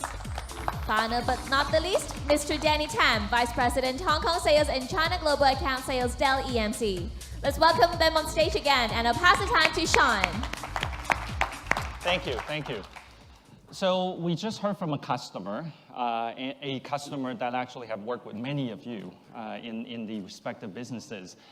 So I think you know what I want to do here is maybe talk a little bit about how we are working together, right?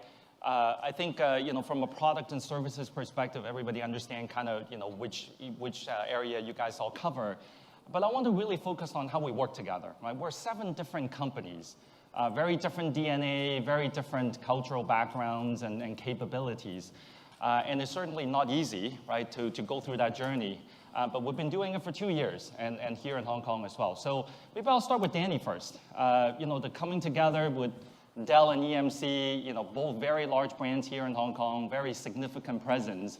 What are some of the synergies that you've seen over the last year or so? Well, I think basically the integration was very successful, not because I've been working EMC, VMware for 2 years, right, and now Dell EMC. So I've been working from different family members. First of all, if you look at the business, from the business perspective, Dell Technology, if you look at every line of business, we're growing so fast, double-digit growth. From clients business, server business, storage business. So we are number one, you know, in the marketplace. And this is tremendous proof that, you know, the integration was very successful. We are at the 90 billion run rate of the revenue right now. And if you look at the, from a customer perspective, I think, we have increase in customer satisfaction survey index. The customer is very happy the way that we are doing business with them, from edge to cloud to data center.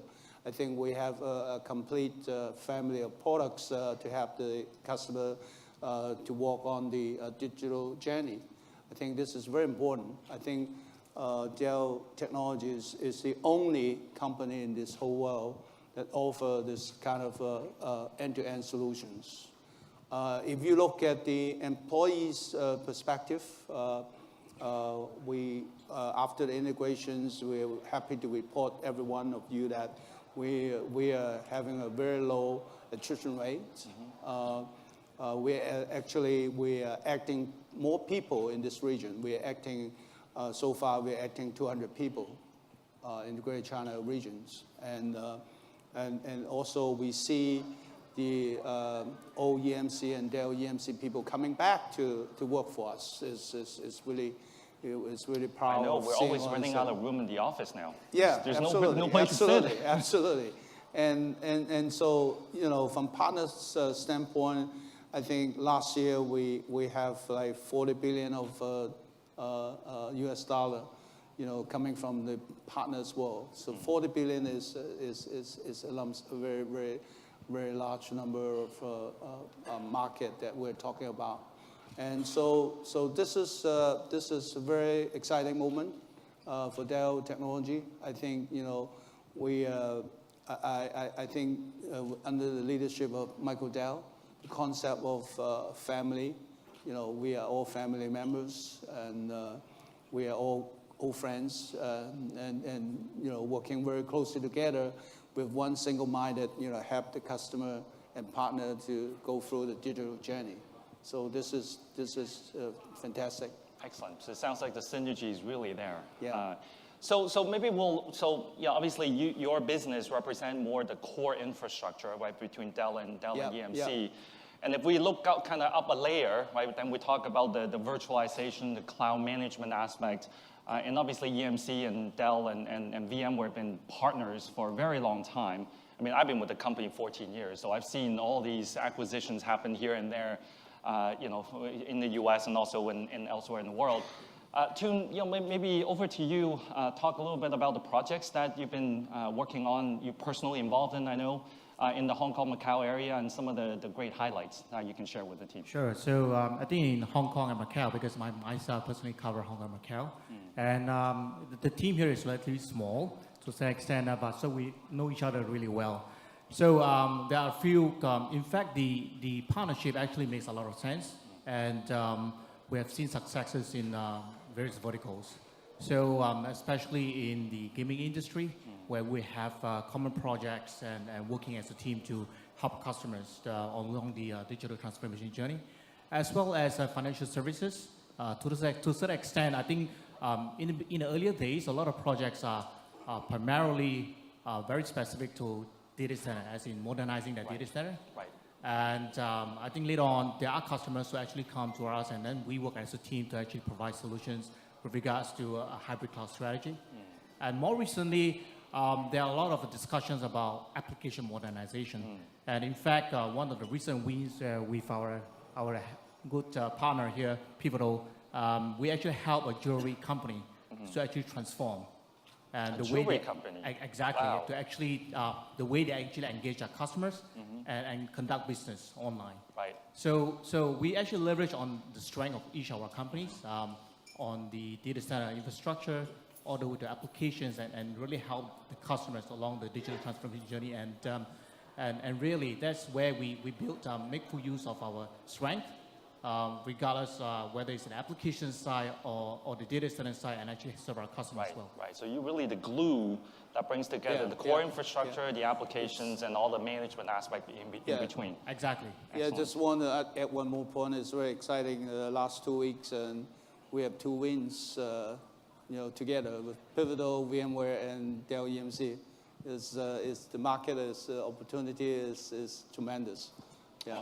Awesome. So I guess it's only natural that we move over to Dom and talk a bit about the Pivotal aspect. Obviously, you have the core infrastructure, you have the management layer, but the application estate is often considered quite differently. So maybe from your perspective, some of the partnerships that's been happening on the infrastructure side, but also on the container side. I think Wayne was talking a little bit about the containerization, Kubernetes, and cloud and whatnot. Maybe you can cover that a little bit. Sure. Thanks, Sean. So a lot of customers have been coming to us and saying, from the IT point of view, they want to go faster. They want to respond faster to their app dev team because the app dev team want to go a lot faster for the business and because the customers are demanding for it. And the solution for that is not just more tools, because it's how the organization is structured in silos. Because when they are in silos, the network team, the storage team, the compute team, the security team, it's all quite difficult. So at Dell Technologies, we decided that if we want to show real DevOps, we need to start working as a team. So we lead by example. Infrastructure, networking, virtualization, application, integration, and security. So we started working together as a team. We showed the customers how this can be done. And customers were asking, this is exactly what we're looking for. Mm-hmm. We're looking for a solution that is able to put this all together so that we can focus on delivering great IT experience to the business.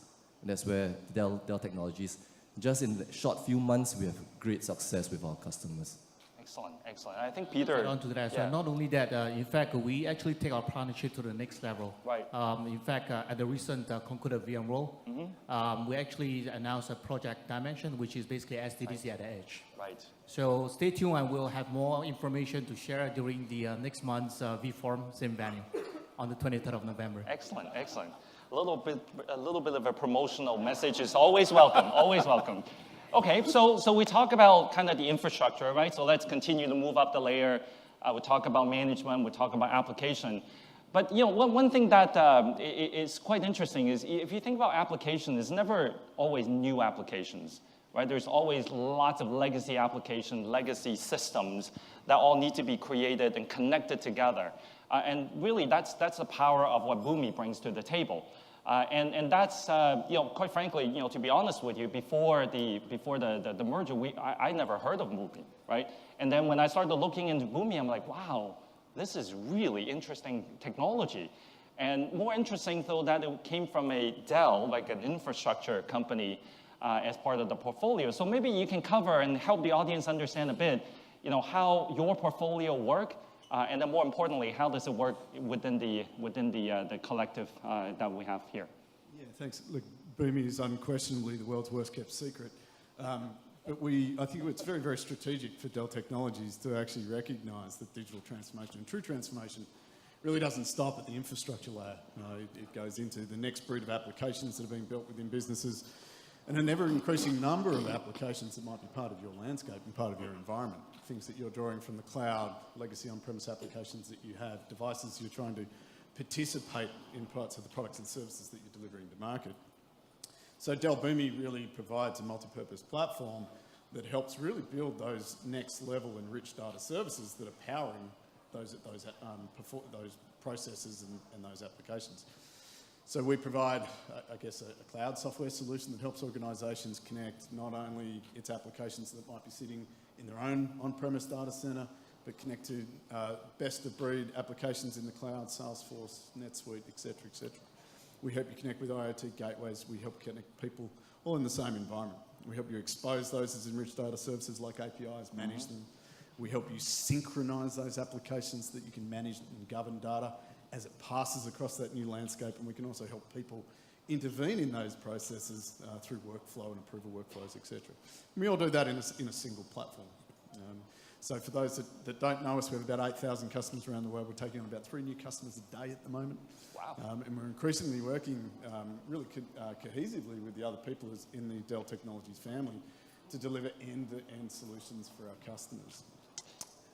I think, we drink from the same cup that we talk to our customers. It's no surprise that when Dell Technologies was formed, and certainly when EMC and Dell was brought together, that's an enormous M&A activity. It's an enormous job to bring together those two businesses, and one of Michael Dell's directives, certainly from day one, that he wanted everyone to be able to have a single view of the customer. And one of the projects that Boomi helped facilitate was obviously connecting about 38 different Salesforce orgs across 40,000 different people, across 80,000 live opportunities. We were able to connect all of those platforms together in 3 weeks. I think you might want to repeat that. How many instances of Salesforce? About 38. 38. Different Salesforce 38. orgs. So instead of 38 different reports, now we just need to look at one. Absolutely, and it just goes to the testament. We've talked a little bit today about the currency of speed when it comes to delivering new services, integrating new platforms, and one of the things that Boomi certainly does is it's the next generation of modern middleware that helps organisations deliver integration at scale with speed, resilience, and in the fastest time of day. That's awesome. That's awesome. Well, anyone wants to, do you have a booth here? I wanted to do what Peter was doing, go to Salon 1357 or whatever, but I don't know exactly which one you have. But if you guys are interested in what Boomi has to offer, please do visit our exhibition later on. So we talk about infrastructure, management, cloud, applications, integrations, API. There's one core element to all of this that is quite important in today's world, right? And that's security.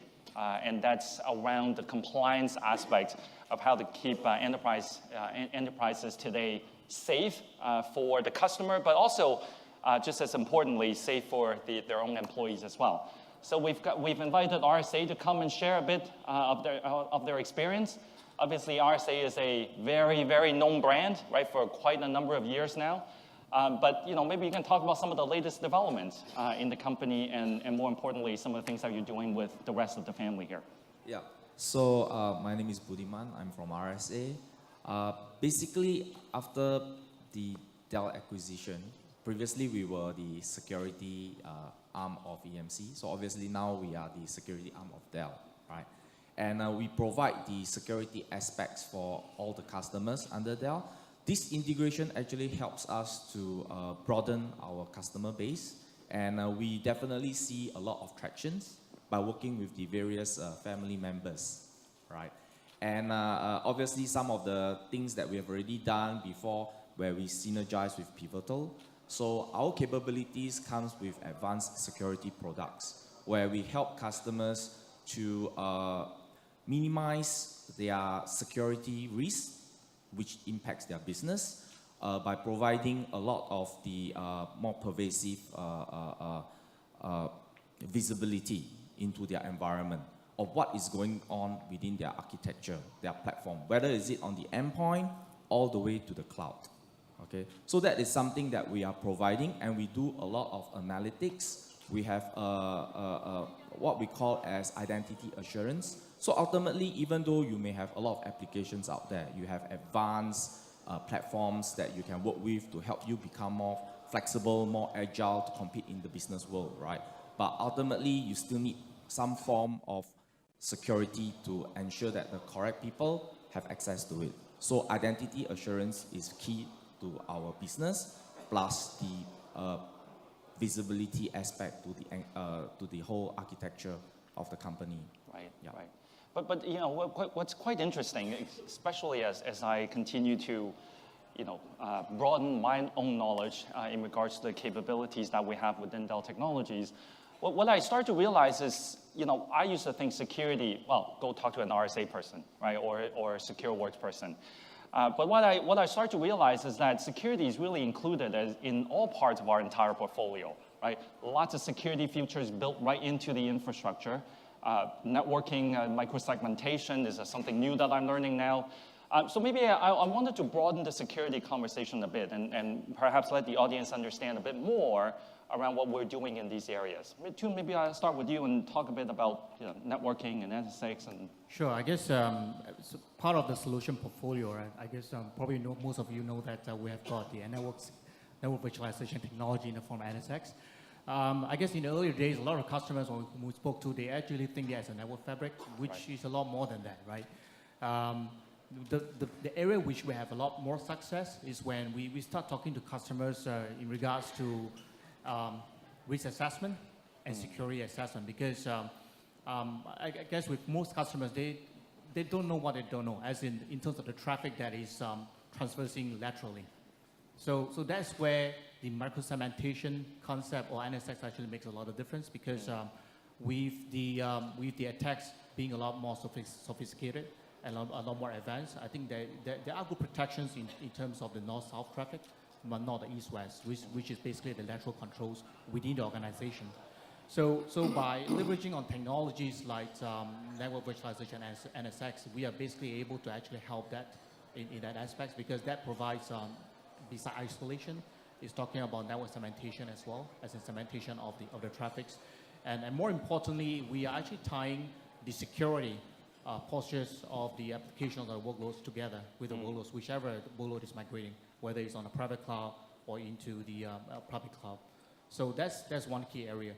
And also, besides providing the network segmentation or isolation, I think that we are also working in partnership with RSA and also some of the leading networking security vendors to provide the more advanced services to actually protect our customers in regards to the more advanced and sophisticated network attacks. Right. So it's not just software-defined networking that you're talking about in terms of the fabric, but it's also the segmentation and all of the management around it as well. Exactly. That's really cool. So I know, coming from Pivotal myself, previously working there, we actually don't talk much about the security aspect until recently, because we almost assume that when it's built into the platform, people can just use it. But then when people don't know about it, they don't actually appreciate what it can do. Maybe you can cover a little bit, Dom, about kind of the 3 Rs and the cloud-native security aspect, and why it's so important when you build applications to be deployed on a platform like Cloud Foundry and whatnot. A lot of those are kind of automated, and you don't have to worry about them anymore. That's right, Sean. So at Pivotal, our main mission is to transform how customers build and run the software. And what we're really offering is speed, getting you to get your applications into production faster than ever before. And this speed, for a lot of customers in Asia, is like typically it will take 1 year to get an application out. Now we can get it out within a month or a few weeks. This kind of speed change is very different. And with security, they're always very concerned, because there's a dilemma here. You either go fast and it's risky, or you go slow and it's more secure and you have more control. So there is this challenge that the big banks, the big telcos, they come to us and go, I want to go fast, but I'm afraid. And that's where at Pivotal, and with the Dell technologies, we decided we needed to help address this. And we are addressing it by changing the conditions of where threats happen. We've done studies to find out where are the 3 main sources of the threats that come in. And a very famous Intel boss was quoted saying, in terms of threats and breaches, there's only 2 types of customers. There's customers that got hacked and they know about it. The second type is customers that got hacked and they don't know about it. So what at Dell Technologies, we tried to go and figure out where are the sources of this happening, and we are saying, what if we can change the conditions of it? So number 1, patching. Make sure that all your systems are patched to the latest level all the time. And the difficulty is that if people patch, they are afraid that if they patch, the systems can't come up. At Pivotal, we help them to patch, 0 downtime, always up, always running. So that's the first one, always patch. How many of you have to deal with patching on a consistent basis, whether on the operating system level or on the server level? How many of you have to do that? I know all of my customers are always crying about it, right? And here's a system where it does that for you. You don't have to worry about it. Just think about that for a second. Thanks, Sean. The other point is time to live. So traditional IT, we're very proud when we don't need to restart our servers. There's this thing about, oh, I've not restarted this server for 2 years. Oh, I'm so proud of that. Current days, that's not very good, because when you don't restart things can go in there and live there and stay there and do all sorts of funny things. So we help our customers create this kind of what we call ephemeral instances. It's like you have your application sitting on a container in a VM, and we recreate that, we rebuild it, we destroy it and rebuild it automatically. Some customers do it once a week, some customers do it once in 2 days, but basically you remove the condition that something can go in there and hide there, because we destroy it and we recreate based on the known good code. The third one, where a lot of breaches happen, is credentials, where you have to keep all your login passwords, because it's very long, keep it in a notepad, and then you cut and paste. Once somebody gets access to that, they can have access to your data. And that's why, like in Singapore, we get SingHealth, all our health data all got leaked out. Where at Pivotal, we built that credentials into a system, and we rotate the credentials on a daily basis. So if anyone gets access to it, they can't get access to the data behind it. So we help to repair everything to the latest patch levels. We help to repave and rebuild all your systems. The third R is we rotate your credentials automatically. And I think that's one of the main reasons why, when we talk about these ready systems, Peter talked about the Pivotal Ready system earlier. It's quite important because you think about the capabilities that you have at the application layer and the management layer, but if you don't have the infrastructure to support it, so when you're rebuilding that server on an every 2-day or 2-week level, then you're still basically stuck, right? The application is repairing itself, but the infrastructure's got to do the work as well, right? I think, Danny, that's probably one of the reasons why we're seeing a lot of customer interest now, not just in the converged infrastructure, but also the layers on top of it, right? All as one, all ready to go, all can be deployed at the same time. You want to talk about that a bit? Well, absolutely. I think, the HCI is really a hot topics right now. So I think it's really looking whether you're looking at to build your own infrastructure or you want to buy your own infrastructure. Like nowadays nobody buy flour to make bread, right? You go to the supermarket and you buy the bread, right? So the same concept is that you buy a ready infrastructures ready, and basically you have the server network and storage all in one place, and with the security and wrapped it, and this is the way to go. And I think Dell EMCs offer the wide range of HCI. We have vBlock, we have VxRack, we have VxRail. So we should, a whole while of different market requirements. So every customer with different requirements, we have a solution for HCI. This is tremendous offer from Dell Technology. Excellent. Just to add on this as well. So not just the HCI, hyperconverged infrastructure. In fact, as part of the collaboration, we have got co-engineered solutions in the form of customers who are hoping or looking to deploy containers within their environment. Yes. And we have a co-engineered solutions called Pivotal Container Services. So that's exactly what Dom has actually mentioned, where we not only take care of how you actually develop those applications, but at the same time, we are also helping you to take care of the security with some of the VMware technologies in there. So that's the power of the Dell Technologies collaboration. It's amazing. Everything, I have a computer science degree, but every day I'm like looking at these things thinking, holy crap, there's so much to learn. Because the capability is just so broad and so deep these days. So I hope, the last 20, 25 minutes or so, we've been able to share with you a broader sense in regards to what Dell Technologies is really about now, right? I love it when people come up to me when I give them my business card and they're like, oh, yeah, I have a Dell laptop. I'm like, well, that's great. I have one as well, of course. But we are so much more than what you may or may not, may be thinking about us as a company. There are a lot of capabilities that you've heard earlier from the panel today. Truly, in regards to IT and everything that has to do with IT, we've got a lot of capabilities in. But more importantly, we're trying to bring all of these together so that you have ready-to-go solutions rather than still individual products from 7 different companies. So any parting thoughts, any feedback that you can share with the audience here before we break for lunch? Don? I'd like to share a customer reference. Sure. So DBS is a bank in Singapore and in Asia.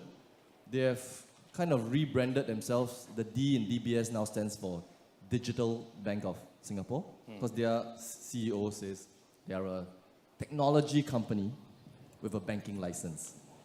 And this is something that we are very proud of. So they are one of the executive directors went on stage recently at a pivotal event in Washington, D.C. And she went on stage to talk about the before and after. Before, when they were trying to do things by themselves, you know, in silos, each being specialists on their own, and now using Dell technologies with Dell EMC infrastructure, with VMware virtualization, with Pivotal for their containers and their applications. They were telling how before they would have a lot of incidents, a lot of tickets, a lot of stress basically. IT was under a lot of stress because the business wanted to go fast, but they always had to raise tickets, get approvals, you know, go through the system, and the process was very difficult. The other thing that was difficult was the incidents that when they went live, would go into production, there was always things that did not go according to plan. After our solution was implemented, they would say 2 years, and they went on stage to say this, 2 years, 0 downtime, 0 incidents, because everything is automated and running multiple instances. How long does it take to spin up a new VM? Used to take them 4 weeks, because they go through the process. Now it takes them 4 minutes.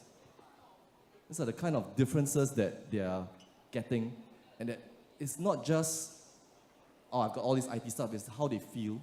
They are really happy doing this now because everything that they want to do is possible. They're able to make it real for them. Excellent, excellent. Thank you for sharing that. Michael, any parting thoughts? Yeah, look, I think for any organisation that's looking at IT transformation, digital transformation in any particular way, middleware modernisation has to be part of that story. How am I going to connect all these new digital assets that I have? How am I going to do that cost effectively? How am I going to connect an increasing number of things with the same number of people I have and the same budgets that I have today? And that's where you really need to look at new modern technologies to look at doing that, new ways to communicate, new ways to connect different applications in a whole variety of different scenarios. And so I'd really encourage you to have a look at what Dell Boomi has to offer with the broadest range of ways to connect to any number of applications, expose them in innovative ways with the fastest time to value. And that's the value proposition that we're delivering to GE, Novartis, One World, a whole range of very, very large and strategic customers, not only here in this region, but right across the world as well. Excellent, excellent. Thank you. All right, so I don't want to keep you guys all from lunch, so I wanted to wrap up the panel. Thank you very much for all of my panelists for your sharing today. I'm hoping the audience got, or maybe learned a little bit that you didn't know before in terms of some of our capabilities. And if you're interested in to know more about more details, you can certainly visit the exhibit later on. Thank you very much. Thank you very much, Sean, and all the panelists. Please give them a big hand again. I'm sure our audience have learned a lot. Please remain on stage for a group photo before we go. Yeah. Do we stand up? Thank you, gentlemen. And at the same time, ladies and gentlemen, thank you very much for your attention to the morning keynotes. Please remember to take all your belongings with you, as we will have a new seating arrangement after lunch. Tony, Peter. Enjoy your lunch, and we'll see you again at 1 p.m. in each respective track room. Please remember to spend some time and visit our showcase and participate at the showcase game. Also be reminded to give us your feedback on today's forum. You may access the showcase game and e-feedback form by scanning the forum assistant QR code at the back of your badge. Upon completion, you'll be able to redeem a gift at the reception.